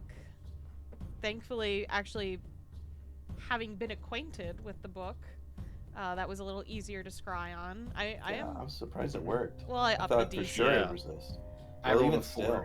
You rolled Oh. a 4? I rolled a 4. Oof. I see. Okay. Well, I'm happy. I still think it's important information that we got, even if it's probably doesn't fully tell us where the book is. I'm gonna be looking for these fucking statues. But you know that it's in a structure. At least. Yeah. Yes, which was- is actually a lot. I was actually going to make a joke during that scene, but I didn't get the chance. Oh, where, what was it? Where it was the book going down the halls, and you hear the book saying, Marco, and then you hear like a disembodied, like undead voice, Polo. Well, you never asked the name of the book. That's true. It's Polo, Marcus Polo. Fuck that. I thought we did get the name of the book, or does the book have its own name versus what it is called? Quibbly. Google. Apparently we'll have to find that out. Oh, that's book. Ask Jeeves. Oh shit. Oh, it's old. That's No. dead. That's Theo. gotta be dead. That's why he was like overtaken by book of Google. Google. But it was good information. I am interested. I have an inkling of a hope that this book reading into Riz got a little curse from them. It's a dream. I don't think it's the truth, but I want it to be. Fuck that I book. mean, if it happened, I don't think it happened because the stuff that the book has said was too coherent. Yeah. But like, I feel like it should. If it happened to a genie, what is this fucking thing? Why is he exempt? What's up with And this how fucking funny book? how funny would it have been if we entered the realm and this book is like, I'm gonna manipulate these mortals into, who am I? What the fuck's going on? But then again, the book is fine with knowing as long as it doesn't tell you, right? Like, it was only because the genie told you something that it got cursed. Yeah, the genie got the curse because the That's genie true. assisted Riz. The genie tried to help Riz You're all cure their fucking curse. screwed. Yeah, and that's what spreads the curse, is assisting Riz. So, I've already The got book one. knows What's another one on something. top of that? could we just like erase the entire Darahee's database by asking book info about Riz's backstory? That would be terrible. Yeah, but what does Book know about Riz? I don't That's know. true. That's why I mean, we would ask. I'd say pretty little, because like Yeah, Riz he just didn't know recently how came Ren to the is. setting, and I mean, if you guys have been tailed by any spies, maybe Book knows a little bit, but no more than you guys would. No, but Book might know about Fess. Sure, maybe. We'd Book know might a be bit. able to- I mean, there's a possibility that there's Book might information have there. contextual information that Mhm. could contribute to the whole curse situation. Yeah, to add Negative context. text. Okay. Guess we'll have to see if we can erase an entire country's secret database overnight. Wouldn't that only be if Book was actively trying to help Riz versus just providing information about them? I don't know Well, how if they're petty Fess actively is. trying to, yeah. I mean, providing information about them to someone asking doesn't help them directly. I mean, that's all they were getting from the genie.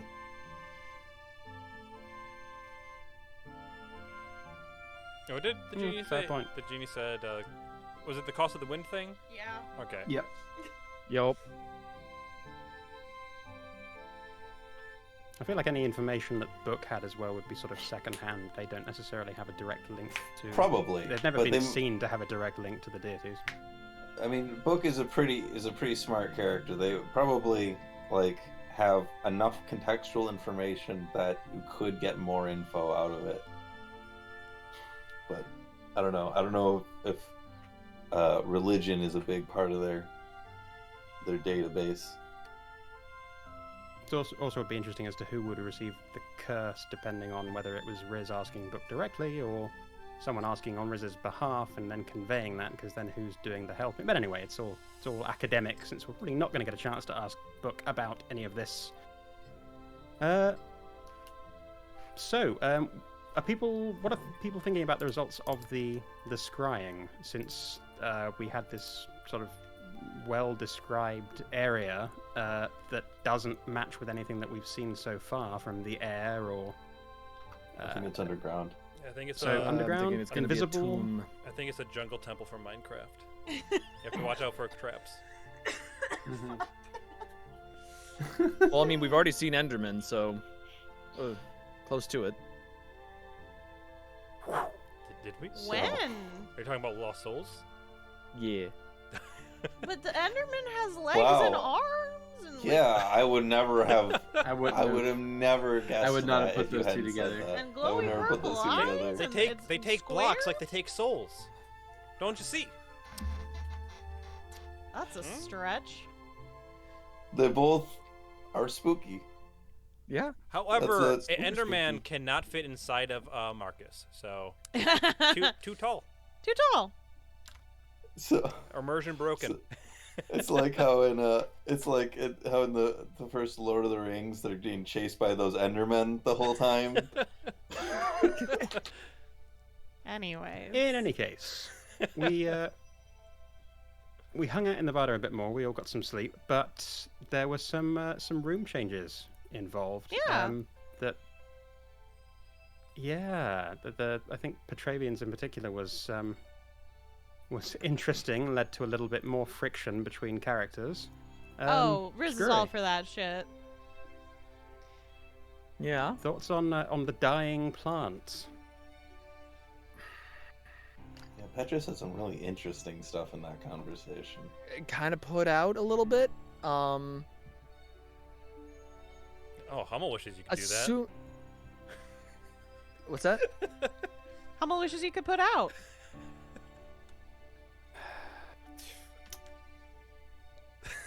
But anyways, I mean, they haven't been around for a while. That's true. even still, I you can't do the both voices at the same time because Vera voice and effeminate male voice is same voice for Xeno.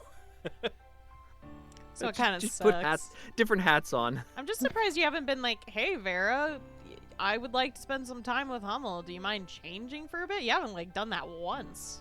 Yeah, because it's very presumptuous and kind of rude. I They can they understand. respect Vera. And It's never gonna happen then. Yeah, but I can also understand. I wanted to be like, hey, do you mind? Can you be a bee for a while? I need to use your body. I mean, and maybe I'm misunderstanding or putting too much thought into it, but maybe Hummel is like, I've already lived a life. This is technically my afterlife. What right do I have to take a day from someone else's life to Right. continue living for a day? Well, and that's the thing is that either Vera would give permission or either way, Vera would give permission, and it might be just Hummel being like, "Hey, would you mind me doing this?" Mm-hmm. Which, if I just But- if Petra asked, then Hummel would ask for permission. Mm-hmm. In that case, I just wonder if Hummel has any hang-ups about it. I don't think they'd have any hang-ups about it because if they had the permission, because then it's like, okay, yeah, I mean, I'm going to treat this in the way that you would be okay. Like, I'm not going to cross boundaries, which Hummel knows the boundaries because of the link that he has through the hive. Yeah. but Back to the dying plants. yes, the dying plants. I would love for. That's why I didn't just. It definitely bothered Petra a lot because if it didn't, I wouldn't have said anything. It's having him walk out and be like, and because he knows that Riz has control of this, and to just know that Riz would have them wilt On purpose. on purpose. Well, they're not. It's not like they're actually living or breathing. Right. It's just a right. visual It's- thing. Yeah, it's all stage dressing. Mhm. So What kind of for dressing? to have them wilting on purpose, he knows that Riz either has a misunderstanding of them, or is mad at them. And Yeah, what did he? Yeah, I'm curious what he thought the reasoning was behind that. that they were either, as I said, either misunderstanding of what Petravian's beliefs were, or they were mad at them for dissing Eden, or forsaking Eden. So, yeah, he wanted to. Petra wants to address that. So, and you knew that it was something Eden related, like from the get-go? Oh yeah, no, it's Because you he never knew that it answered was- Riz when they asked you, why do you think I did that?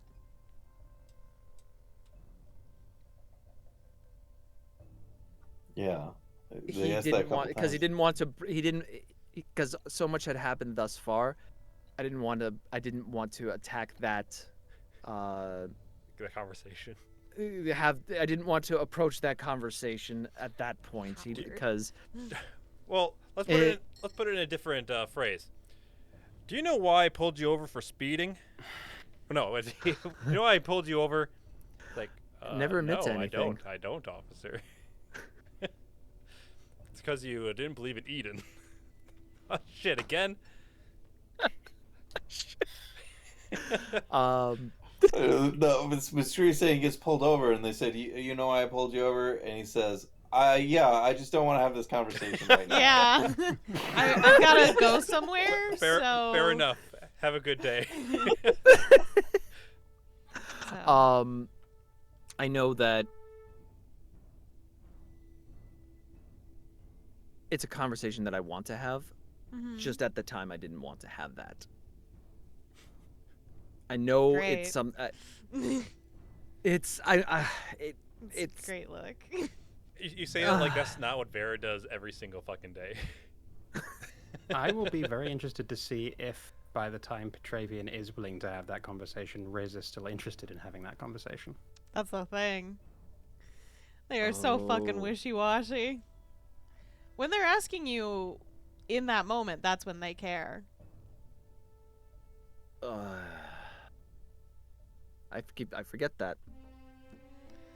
And like the more you probably avoid answering them, the more they'll just stop asking.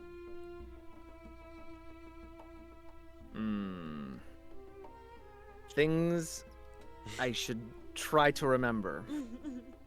Things I need to remember for the future. We'll see. But Riz called Petravian out on being a brown noser. Yes. He's like, no, I'm just complimenting you. No, you just got, like, told you did a bad thing, and then you started complimenting me. Yeah. Yeah. Yeah. It's called deflection. Yes. Except for it doesn't add any bonuses in combat. No. It also doesn't add any bonuses to conversations with Risen. Apparently not. No. Again, things I should probably learn. Things I should probably not do is deflect. Yeah, we'll see how you work this out. Let's see if they care by then. Hey, I was still, but I will say I was very happy to see Petravian talking a lot more this episode. That's true. I was enjoying that. And Riz, sticking their nose where they shouldn't, as normal, asked about the Pinterest estates. Pinterest. The Pinterest The estates. Yes. Which, of course, now that I have that information finally, we gonna have a field trip at some point, bitches.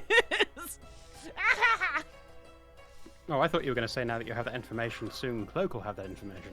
Nope, don't need to give it to Cloak. I don't need anything right now. Who says Cloak doesn't already know that information? True. It's I mean, knowing the information, what he cares about that is just the fact that it was a secret to somebody. Mm-hmm. It's the secret part.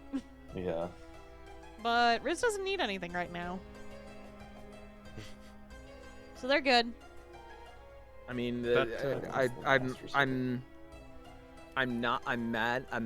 mad at Petra, but not mad at Petra. That the rambling and blurting out the Pentris estates when Vera had told them stop looking into it, and well, no one told Riz that, so yeah. But this feeds into Petra's desire to want to help. And I don't know if that's enabling a good thing or a bad thing. I know but we will Riz is find out. enabling it. This is like, oh yeah, you're doing so good. Thanks for telling me. Okay, you're cute. Do you think Soul will be this, as gung-ho as Risen is about finding this out? Oh, yeah, I don't think so.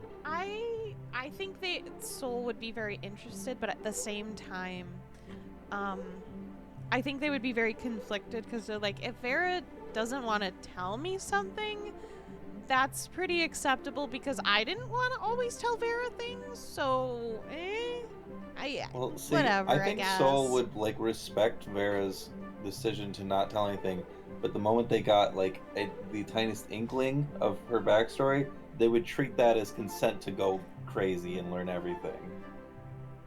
They'd be like, "Well, I already learned some, so let's go." I don't know. I guess it would really depend on what was happening in the game for Soul. Right. Like, they were very much so a case-by-case person. So it's That's hard fair. to really say, like, oh, this is definitely how they act when I'm over here, like, I don't know. It depends on who's mad at them when. I think they would have that information, would just leave it. But if there was a fight at some point, then they'd go for it. Because they'd be spiteful about it. Be like, fine. Well, I know something about you, so... Totally respectful until it's time to be petty. Yeah. Soul. You're a teenager. But I am excited now that Riz finally has this information, thanks to Petravian just kind of throwing it out in the room by being angry. Thanks, bud. No problem, buddy. Yeah. See, This will it's end like you well. think that I don't have the best intentions for this group or something. It just means I'm doing some things that might be questionable. Oh, I want to know more about I'm. It's like I want to deal with Marcus, but because I want to go But we deal will. with. We're dealing with Marcus right now, honey. But No. I'm just.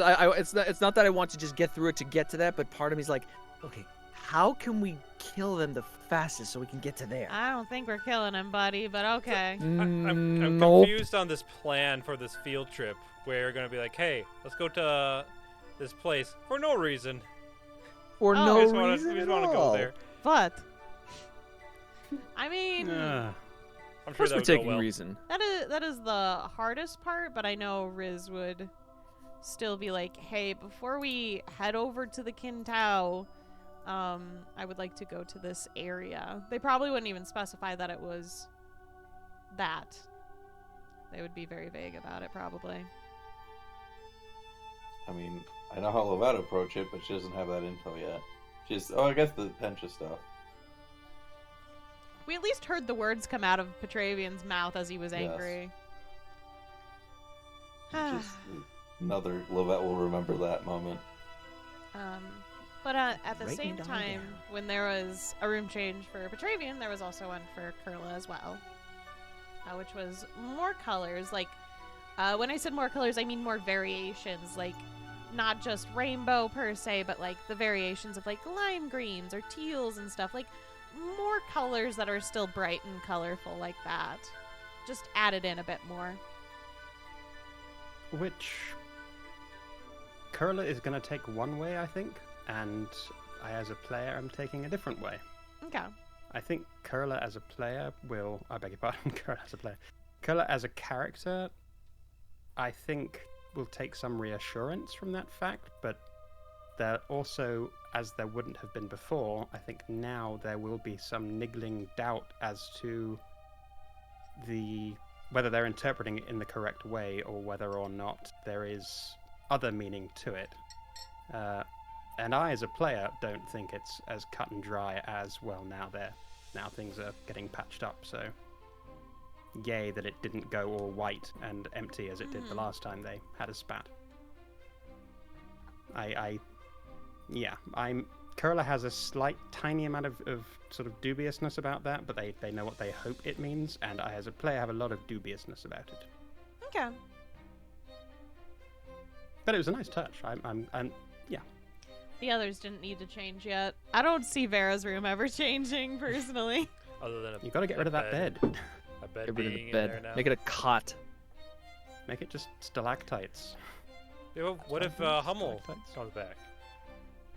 You have to They can remake go to that bed all Petronian's over room? again? It's a lot of work. I mean, most of the time, I made one map, so I didn't really want to make another one. But in itself, it was just like, oh, I have this bed in there because we were in the Hummel time when I made that map. And I like to imagine that it's just there sometimes, but not all the time. That's it. But it is on the map, so fuck it. I'm not making it again right now. I just made all those new transition pieces, so fuck off. Which looks amazing, so well done on that. Thank you. Remo. Working hard on making this podcast look good. Thank you very much. And succeeding. Show. Fuck. So we pass the night and we continue on our journey, doing 40-ish miles a day, I think was the number. And there are some conversations that happen en route, or at least one. Kurla and Riz have a chat. Yeah. Talked about Duru. Kind of. A little bit. Well, I mean, I know what my intentions were for that scene. I'm wondering what you took from that, Kenny. I mean, And what- Riz is just listening to you right now. They said their piece in it, pretty much. Which was, I would have absolutely have stopped you. Or at least tried. Which, again, it's interesting. That was a question that I definitely wanted to have Kurla ask, because they would have resented that up Yeah. until very recently. And now, after especially what's happening recently, their absolutism when it comes to personal agency is coming into conflict with the idea of trusting others to make decisions that might have their best interests at heart. And in this case, it didn't come to pass because that wasn't going to happen. You know, there wasn't, an attack, so it didn't come to a head. But that it could have happened and that Riz would have stepped in is just one more bit of information that's churning around in Kurla's head as they try and come to grips with everything that went down. So their outlook is changing on a lot of things, like people doing things that people making choices for them. I don't know if it's for Kurla, though. That's the thing. Because it's just their own choice as a person. Riz is like, oh, I don't think it's necessary for this person to die. So I won't let that happen. Which is interesting, since at the beginning you would have, I think you said you would have helped Yeah, Kurla but kill him if needs it was be. because of the way Duru acted that Riz sat back and went, alright, what's the information that I do know about all of this? I know this, this, and this. And this is all I have been given so far. So it's also very interesting when Kurla's like, oh, he did worse, but I'm not going to tell you. So Riz is still in the same mindset where they're like, he didn't do anything really that bad. I mean, like... Right. And I mean, had in the heat of all of that anger towards Duru, I think Kurla would have explained it had it come up. Now, having vented all of that anger and there being room for Kurla to consider motives differently, Yeah. I think part of what they're thinking about right now is reassessing all of that, especially the way Duru acted, in light of the locket, really. Hmm. And what I said and what Curler, I beg your pardon, what Curler said and what Riz overheard, which is that he drew these portraits from memory, which to Curler is very significant. And I love what Riz said in response, which was, yeah, it's kind of thing that happens when someone is thinking about you a lot. And having it hammered home like that is part of why Curler is questioning so much right now. And it's going to get to a point where they have enough of a handle on the situation that they will be able to explain why they were acting so angrily and why all of that needed to come out. And I also wanted, it's also, I hope, a sign that they have evolved, that they're not just, that they're explaining why they're going to be distant on that topic, that then it's not them trying to push you away, it's just that they're not ready to talk about that. Yeah. Which again comes back to whether or not Riz will still care when Curler is ready to talk about it, but I guess we'll find out. Yeah. Did you have any other thoughts on that? I just talked a lot. No, I didn't have much for Riz. They were just kind of responding a lot to the questions and statements for that moment. Which I appreciate. I also kind of want to not be hammering too much. Having Curler taking time to consider all of that is a way to step back from all of that heaviness and hopefully kind of feel more reinvested and connect more again with everyone else's particular journeys. So I really enjoyed the conversation with Levette and with Vera because, yay, we get to learn more about their backstories. And then the day kind of ended because the travel was pretty quiet otherwise, which is fine. I thought that worked really well. And we just kind of have a more fun evening, I think, with the group that we don't normally see with everyone, which I really liked. I was like, oh, it feels like a family tonight. But it started out with Petravian and Levette seeing the true form of Risen and Horse. Yeah, I was expecting Levette seeing Riz for the first time to be a much bigger moment, like a much more serious context. It caught me off guard, but I was like, I can't really justify her in character turning down the offer. Yeah. Well, Riz thought it was really sweet that, like, Levette was like, oh, well, I'd like to see Riz, at least, comparatively to just being like, I need to find out what's with that horse. Like, it was a difference in perspective that Riz appreciated. Yeah, I mean, she doesn't really care about the horse. I didn't want to. I was waiting for Skrewy to answer. I want to step on his answer, but like, because I think that she doesn't like all the weird stuff for Riz doesn't really weird her out that much because it just kind of confirms that Riz is in fact from another world. Riz behaves and is the way that Marcus from the party would need to be for Levette to believe his story. So she's like, yeah, it just adds up. Yeah. Yeah. That and the space turkey. It really helps. Yeah, exactly. That does sell it. It's like, oh wow, the elf of a species that we don't even know of from another world that's really old and doesn't remember half their past also has a weird horse? You don't say. So Skrewy. Yeah. What are you thinking? I was more interested in seeing what the horse looks like, only because it doesn't matter to Petra what Riz looked like, because they respected them no matter what they looked like. And they, with the way Kurla was always acting around this horse. There's still a horse. You don't have to put quotations around that. Yeah, That's still a horse. It's horse. Stop that. That's horse. But you can put 8. All 8 fingers. Get Double out of quotes. there. Stop that. Horse. And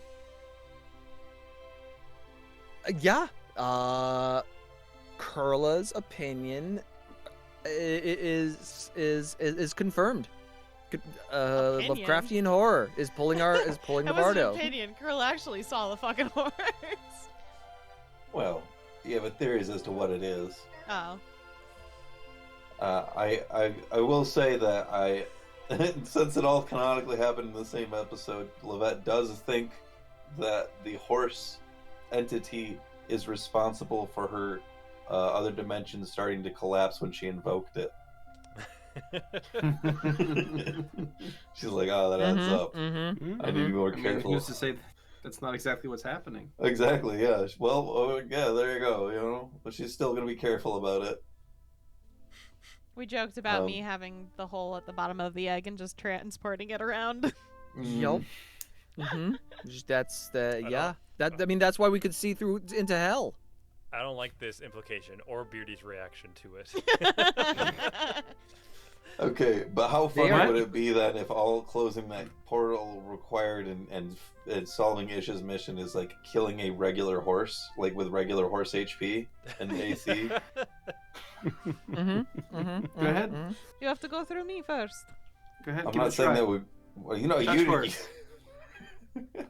Do it. Look, if it comes down to Do it, fucker. Do it. I mean, do it, motherfucker. I am actually not interested in seeing how long Riz lasts against 7 million punches from Archie, because I'm pretty sure it's like 3. Ora. All I can think of right now is that scene in Blazing Saddles, only it's Petravian punching out the horse. Which some of you I really do want to touch it so bad. I've only seen parts of Blazing Saddles. Do it. It's all good. Touch the I've only horse. seen parts of it. No. One of Me which is a as horse player getting want to see what's happened. I like Petra. I like that character. I don't want them to explode or to be sucked into said horse. But then you could be one with the cosmic horror. Oh, good. No, I'm Leaving good. your mark on We're good. eternity. I don't want to be folded into a singularity. Thank you very much. Although Levette earlier seemed okay with becoming two-dimensional. Which was kind of delightful. If you're two-dimensional, can you see in front of you or only to the side? And if you're looking to the side, isn't there nothing? Yes. I don't remember her being okay with being two-dimensional. I remember saying that was a horrible fate. You don't want to be two-dimensional. Riz was the one that was okay with it, Yeah. Ah, okay. which makes complete sense for them. As so many things do. So, Petra and Levette both got a good look at the horse and at Riz. And when the spell was dispelled, there was a little bit of a change in Riz's appearance, at least as Riz appeared to them. Thoughts on that from the three of you? I like it. It's interesting. It's you look upon the trueness of oneself. Your view upon them has changed. I mean, Levette's glad too, just because, partly because the fact that Archie saw through the illusion made her just want to be able to, so she could be on the same page as him. And also, I don't know, it does, Riz is a pretty chill person, but their curse in general seems to bring them some distress, and she feels like she can be a better friend if she's interacting with, if she doesn't have this version of Riz in her head that is totally detached from who they are. Although I say that, it's kind of ironic, seeing Riz's true form and now having that kind of permanently affect how they appear to her.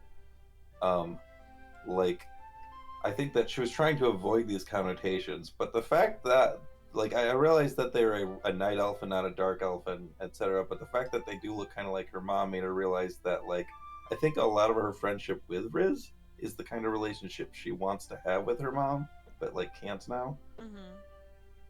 And so I think that, and seeing that hit was, a weird moment. At first it was, distressing of, oh, that's weird, and then she thought about it, I was like, well, I guess it's not that weird, and it's just kind of endearing.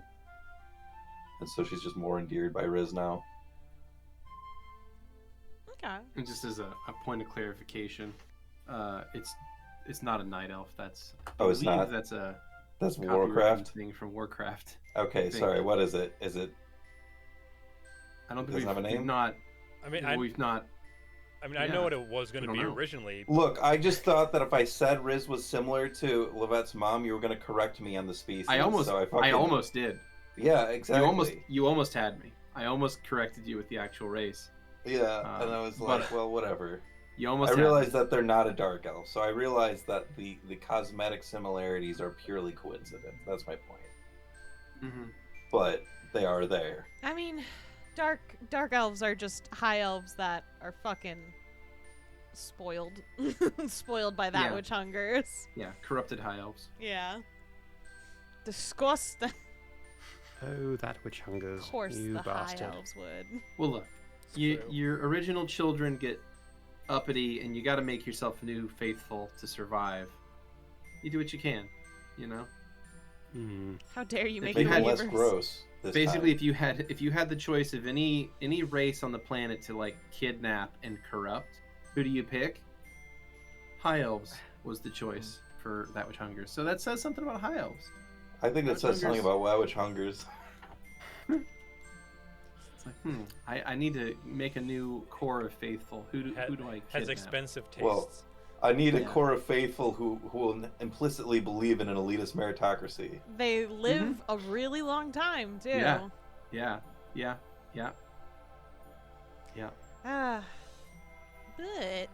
But... They're also too tall.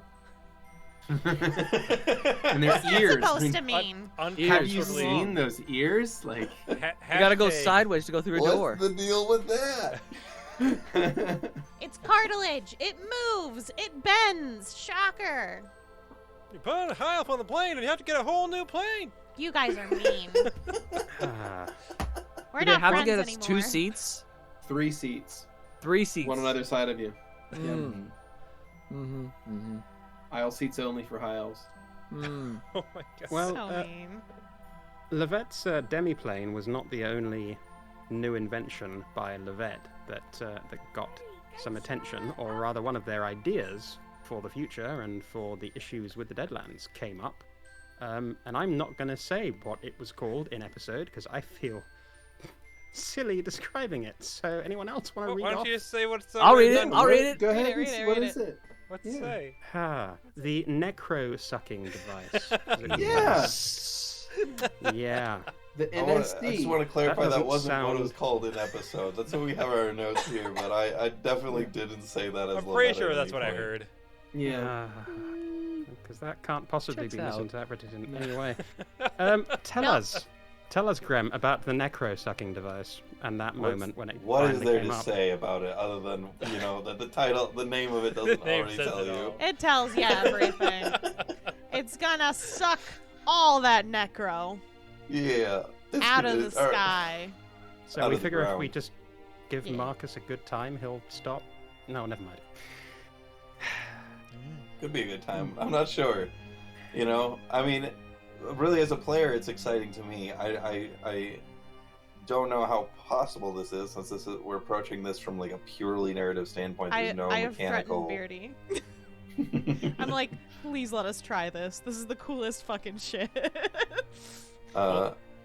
Yeah, well, even still, there's the lack of a mechanical precedent means that I have no idea how we're going to approach it, what the actual steps are. So it's as experimental for me as for her.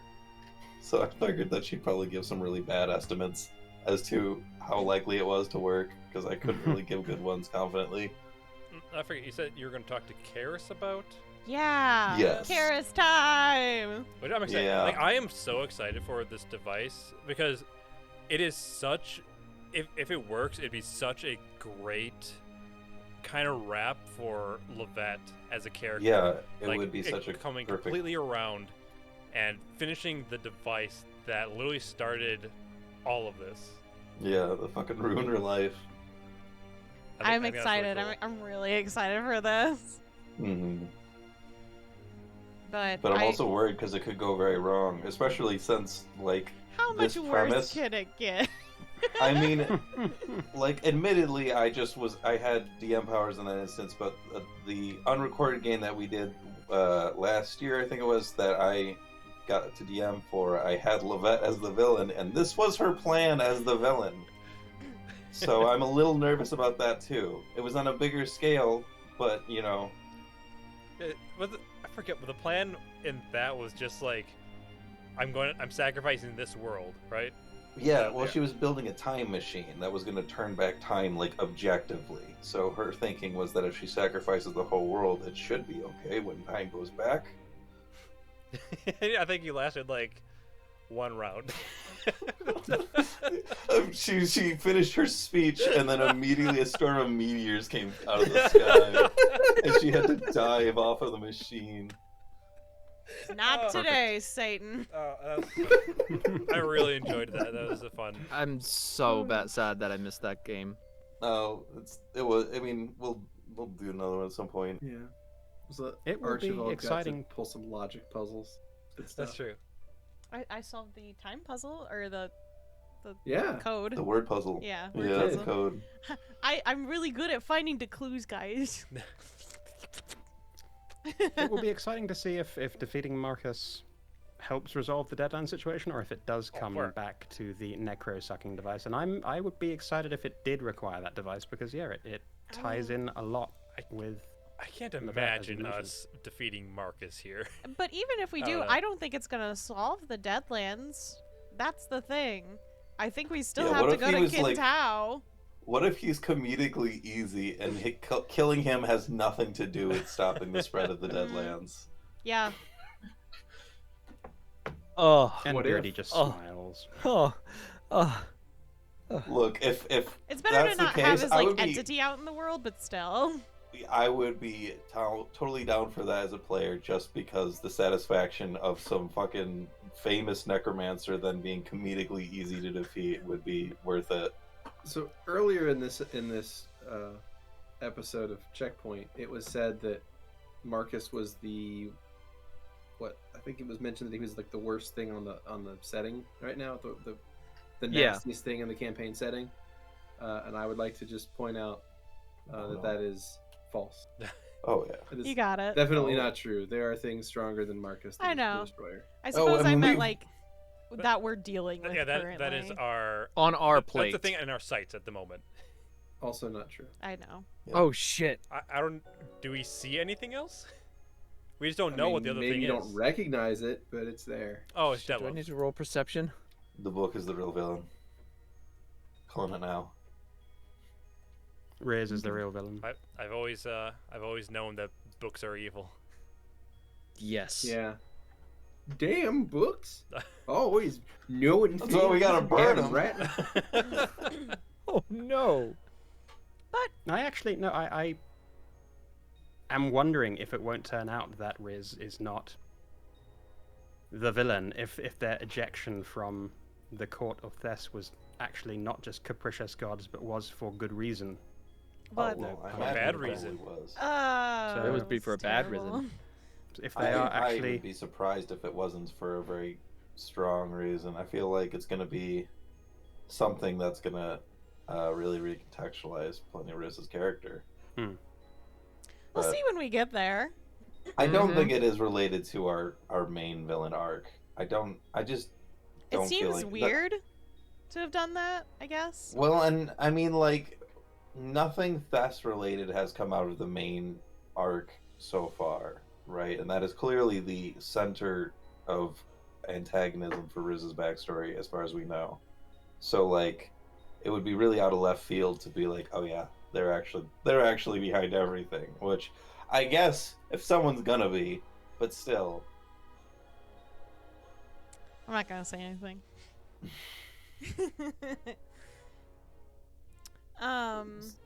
Maybe revisit that in a couple of sessions and let me know what you think. Fair enough. I'm really excited for Kintao. I know. I had forgotten about it a while ago. I was like, are we almost done? And I was like, no, we gotta go to Kintao. Yeah, are you talking about the Snake Eye stuff? Yeah, that's cool. Yeah, but no, you gotta go to Kintao. I mean, that's slated for this campaign. I'm too. so excited for Kintao. Because you all have to figure out. I I'm mean, excited if you're for gonna you. fix the Deadlands, you have to figure out how it was formed. So you need to learn not only the Protean side of things, but also the Kintao side of things. So, am I allowed to? Mm-mm. No. No, Okay. You got What? it. no. Xeno knows why I'm excited about Kintao. I do. Oh, I see. Okay. But no, we're gonna let everyone experience that. Because I don't think Snake Eyes is gonna catch up by that point because we're still finishing off the mid episodes. Oh yeah. So too bad. ways So to go. sad. But Spoiler alert. Detlef says. Detlef's Well, hi, not guys. Snake Eyes. Thank fucking What? God. Yet. Yeah. Oh, we what don't. does that mean then? Half these kids are See, illiterate. None of them visit libraries. Because we killed Detlef because he's the big bad evil guy. Oh my fucking God. I gotta go. It was nice being here. Hardy har har. But during that time, with everyone just kind of relaxing at the end of the day, Petravian got a new fortune per his request, which was fucking do better. Okay, that Okay. wasn't it, but Oh no. Okay, so the fortune bridges need maintenance. mm-hmm. I rather enjoy because there's a lot of Regular maintenance. regular maintenance. That's right. One moment, Oliver. Rip. Thank you. What's interesting, I mean, for me, it's okay. It's either I gotta work on myself, or I gotta work on things around me. So it's like, it's a very heavy couple of words. There's a lot in there, It's more and than I two. really, I wanted to give you a fortune that was as concise as possible. Just I wanted something that was very, very short, but also had a lot of meaning that could be interpreted from it. Something that could fit inside of a cookie. Yeah, it was definitely a fortune cookie kind of fortune. Yeah. It's the best kind, right? it Well, was no. perfect. Except It for is a very, very good fortune. It was better than a fortune cookie Yeah. fortune because it actually was a fortune. It was actually a fortune instead of, you're nice. You have a great smile. Fucking hate those. Try applying to more jobs. when your parents just give you fake fortune cookies They to give you get out of the passive aggressive house. fortune cookies. Oh, I mean, I was God. paraphrasing there, but I feel like I have gotten somewhere. It will be like diligence and hard work create successful applications. It's like, Blech. fuck yourself. Is there a service or a product that I can buy like joke fortune Yes. cookies? Yes. Yes, you can. Fuck Lots of them. yes. Okay, good. Yeah, in bulk. I'm glad those exist. Just wanted to say like "fuck you" on it. Yeah. But yeah, Like, I would- there's a lot in there that I have to think about. I would love to have one that just says "try harder." Maybe then you wouldn't be such a disappointment. I Oh. want one that says you have to eat the paper. Yeah. You open up the cookie and it says you have to eat the paper. The antidote is in the fortune cookie. If you got that, would you eat the paper? Exactly. It says you had to. I might. Why? I give it to Xeno. I I'd be need like, here you paper. go. If they said that if I received a fortune cookie that the says fortune the says antidote you is in have the to eat- paper, No, it doesn't. It just says you have to eat the paper. That's all That's it it. says on it. I mean, it might taste better than the fortune cookie itself. I mean, that's fair. At least Madness. comparable. Fortune cookies are lovely. It's like diet vanilla. mm-hmm. It's also That's what I I would will describe regret that not flavor eating as. this paper. There's You sprinkle some sugar on the paper and it tastes the same as the cookie. that's actually wildly accurate, Xeno. Thank you. I'd never thought of it that way, but it is. It's like diet vanilla. It's like just Yeah. lesser quality vanilla. Yeah, it's like it's if you take the diet flavor from like a diet soda and you mix it with vanilla, that's what a fortune cookie tastes And like. then stain paper with that flavor, yeah, and eat it. Yeah, I love it. Wonderful. Brilliant. Ah. Yeah, so, Well, speaking of food, well, was there any more we want to go on for the? The fortune. Fortune, Is there Skrewy? anything more you want to say about it, Skrewy? I will take anybody else's input on that, but I think I'm fairly certain what I want to do with it. That's- But I will happily take anybody's thoughts That's for on that. Petravian to figure Yeah, out. that's for Petravian to figure out. We're I'm not giving just- you suggestions. I'm happy to see it play out. I would love to see Petravian's like, I'm at the bridge. I need regular maintenance, and then he just goes to the gym a lot, Right, yeah. I need to work out. drinks a lot of water. It is good to drink I water. mean- Drink water, kids. Drink It was water. fun having Levette interpret it literally, be like, "Oh, engineering advice, my favorite kind of fortune." But it reminds me, I do need to write up new fortunes for everybody just in case. Yeah. You have those ready to go. Now that the floodgates have opened. Yeah, right. You don't need a new one for Vera. But do you need a new one for Vera? I think I'll write a new one for everybody. Yeah. Because Vera never even got one. Well, the thing is, like, everyone changes over time, so a fortune's never going to be a set in stone thing. Yeah, I mean, we've all learned that fate can be altered, right? Strange, isn't it? How fascinating. How fascinating. Well, it's not like Riz's class speaks to that or anything. Go on the wiki. I'm really good at sewing. I am fated to be a great sewer. Yeah. Well, you're fated to be a weaver? Oh, no. Oh, shit. That's a very different connotation around here, guys. Watch out. But we had all this kind of stuff happening over the Space Thanksgiving dinner that Riz made for everyone, which was very fun to bring out as like a reference to Souls, like the one shot I did for the first Halloween episode. We need to make Space Thanksgiving an official Good old holiday. Yeah. I mean, honestly, we need to do that. We need to find a place for it. Yeah. Okay. Space turkey was delicious. I mean, we have green cranberries too. Purple turkey with a third leg. On top. 3 drumsticks. On top, yeah. It's amazing. That's a lot of drumsticks. That's like one more than an average drumstick bird. I know, right? That's huge. It's huge. It's kind of like a unicorn, but it's on the back and it's a leg. Yeah. It's so that like if it dodges you, it can like lean back on that shit. Pump action. Turkey tripods. It can jump around like on its back and then go onto its wait. back foot and then like roll continuously. It's terrifying. I may have misunderstood. Okay, I thought you meant it had, when you said a drumstick on the other side, I thought you meant where the head is supposed to be. No. Yeah, I that's actually did too. backside. Oh, I see. Okay, so it has a tripod style leg configuration. I thought it had normal legs and then another leg for the head, so it could like tip forward or something. You know, I was thinking like imagine horrifying. like the roast of the like turkey and stuff, like just on the top of that like highest point. There's just a fucking third drumstick. Well, that's a Wonderful, butt. amazing. Art. Love it. Art. Make it. Print it. Ship it. Turkey with no head and 3 legs. Yeah. I'd eaten it. I'd grab that third leg right off the top of the turkey. and eat Right? it. That's I mean, that's it's still dark, Rip it's it still off while dark it's meat, still right? alive. they say Yeah, it's the it's- best part. It's all dark meat. Yeah. It's all dark meat? Well, I mean, it is purple. Well, wait. Got me there, You got me there. wizard. Any more Checkmate, thoughts on, Keni. Any more thoughts on Space Thanksgiving or anything else that happened in the, It in the was just episode? fun. I mean, I enjoyed the end where someone made a Hummel joke and Vera's just like, "What?" And then Levette just leaves. Like, oh, I don't think it ought to be. Yeah, I'm looking forward to the next session though. I feel like this one was really good for all of us after all the combat from like 5 episodes. Oh yeah. Yeah. It was a bunch of combat getting through Proto. Yeah, so it was really, really nice being able to RP with everyone again, just as a session. Oh god, I missed it. Oh god, I missed it.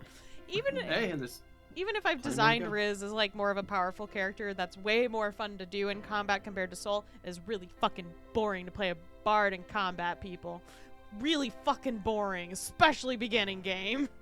To start with. Yeah, this is true. I don't know. I thought they were fine. It's just a timer. I'm just like, oh, and I hit this button now, and now I wait. That's my turn. Yeah.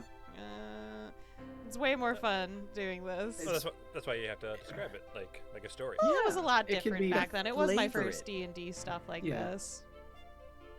But it also you end up creating like sort of a rotation of your abilities, where it's like, okay, I use my bardic powers on this round, and then I have this many rounds after that to play with that you can do stuff.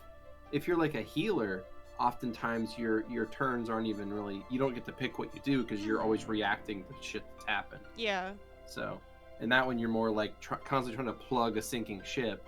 That's So at least the bard has a chance to like do stuff outside of It that. just never felt like it was enough until like I got discordant voice, and then it felt like I was actually doing something that helped.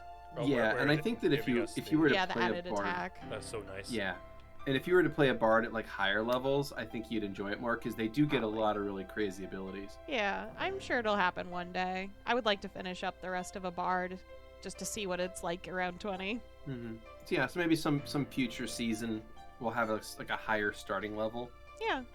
Because I'm toying around with having the season number be the start level, but that seems a little bit too much. This seems a bit much. Seems a bit That much. seems derivative. Yeah, you know. But I did want to have a higher starting level for some of the seasons. Like for 3, I think it's actually going to be 3. And that's usually the standard. But- 3 is kind of where a character kind of usually Is. begins to be a character. Yeah. Mhm. Instead of like, oh god, Like, someone I've- breathed on me and I'm Like, dying. Right. I've been But it- stabbed by but it I also- love that shit. Yeah, but it also means you need to spend more time thinking about like how your character got to level 3. So it's like you Yeah. actually have done some cool stuff. Because if you're level 1, it's like, oh, I just graduated from like wizard school. It's like, okay, cool. Well, if you're level 3 wizard, then what have you done? It's like, well, I did this whole thing and I fought this ogre. What blah blah blah blah blah. You can make a lot more stuff. That's like my character accomplished I've been these out things in the world already. Yeah. So it offers more backstory opportunity. That's true. What is let's say a soldier? What is the Mhm. general level of a soldier? Would you say? Well, that depends on the amount of time and money that has been invested into that soldier. Gotcha. A basic conscript, like a person they just grab off of like a farm field and say, "All right, you're a soldier now," and then they hand them a sword and a weapon, or a sword and shield and like a chainmail shirt. It's like, okay, that guy's going to be level 1, but then That's a level 1. well, not even like a level level one. 0. I mean, probably Yeah. like a level 1 warrior, which is not even a PC class. NPCs. okay. Yeah. Yeah, that's an NPC class as warrior, so they're Yeah, going to be which is pretty weaker than trash. Fighter. Yeah, they're gonna be trash. They're not gonna be a fighter, no. They're cannon fodder. Basically. So then and then if you have somebody who's spent some time training or going through like a boot camp course, anything like that, that's gonna up them a little bit. What I would expect is like by the like a seasoned veteran soldier, would probably be somewhere in the tune of level 6, Okay. somewhere in there. Which isn't a lot, but usually they'd be in groups. So Yeah. I mean, you fight with a whole unit of I was people. expecting. A Yeah. lot of level 6 dudes can do a lot of damage. Oh yeah, they can do a lot of damage. Like that's like and then like your spec ops guys, like your elite guards and things like that. I expect those guys to be somewhere in the range of like between level 8 and 12. Like maybe your king, like if we're gonna think about it like Game of Thrones, like your king's guard, like your greatest knights of your land who have sworn to like defend the king. Those guys are gonna be between levels 14 and 20. So, like those are your legendary soldiers. Why the fuck did we have to fight Glarv? It sounds like everybody had people on hand who are just as strong as we Well, were. not necessarily, but they also may not be as well equipped or have the gumption to fix anything like that. You know, they're just Right. these are people in a lot of cases are either just punching a time card as part of their life. Sure, Because they're not, but you would think that the kings would be like, oh, fuck, there's a demon on my property. No, I mean the part of this is that, I mean, one of Glar's and Ish's biggest powers is that they were working in the secret. You know, Yeah, I suppose people didn't it's know true. that they were there. they also got that. there was no guile, organized defense. That what? That guile. Like Mhm. they good diplomacy, good. Oh, charisma. okay. Sorry, I was Guile, thinking of like not, the not Street not- Fighter. yeah, not Street character. Fighter, not I Street was Fighter. like, The no. guy with What does the this guy with the mean? flat top hair. Yeah. I'm Yeah, s- they had him, and Well, we fucking barely avoided Yeah. fighting him. We would have Yeah, been if he destroyed. showed up, he'd have fucking. It'd be Yeah, what- over. What level is he? Too much. Epic levels. We don't go Um, into that. No. Yeah. And Although it might be interesting now that you mention that might be interesting to do someday because they call it Mythic and Pathfinder, and Mythic Oh, right. levels are what? Oh, yeah, just, yes. I Oh, thought, I didn't know that you were talking about mythic levels. I thought you were talking about Lieutenant Guile. I was like, No. But yeah, Mythic levels might be an interesting thing to look at because after having played with them a little bit, it seems like it's a pretty well thought out system and it could be very interesting. So we may have to do some mythic stuff at some point in the future. Maybe we'll come back to characters who have finished their campaigns if they're still alive. Yeah, maybe it'll be a greatest hits, like reunion campaign. That would be Oh, wow. cool, pick our favorite characters from every campaign, and they have one last campaign together. They have one, like, who has one last adventure in them, and everybody's like basically you pick from one of your previous level 20 characters. That's Maybe five. I that like might be this something idea. we do 10 years from now. Check please, all stars. Yeah, basically. Well, I mean, time is certainly ticking on with this campaign. We've got Kintao ahead of us, and we've got 3 more levels. 17, 18, 19, 4 more levels. And we're nearly at episode 40. How are people feeling about that?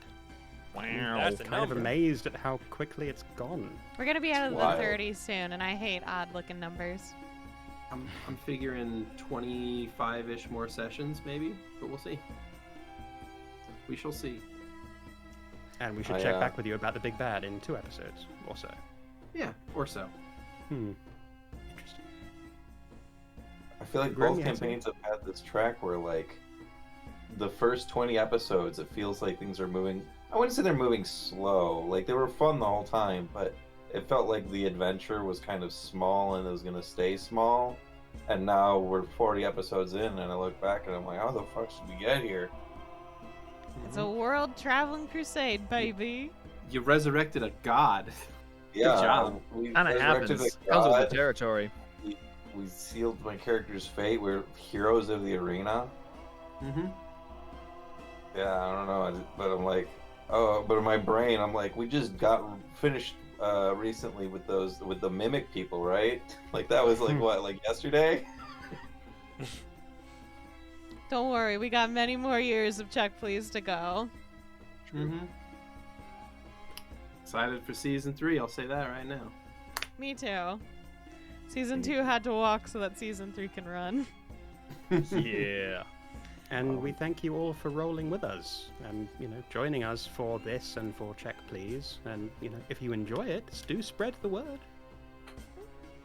Yeah, absolutely. But that's it for us today. We will have another Check Please next Saturday, I believe. No one has any cancels as far as I know for that weekend. Okay. I think we're on for that. So, on for a regular scheduled Check Please and Checkpoint next week. We are looking forward to seeing you guys. And we hope you take care of yourselves in the meantime, okay? We'll roll with you again some other time. Bye! Bye. Bye. Why?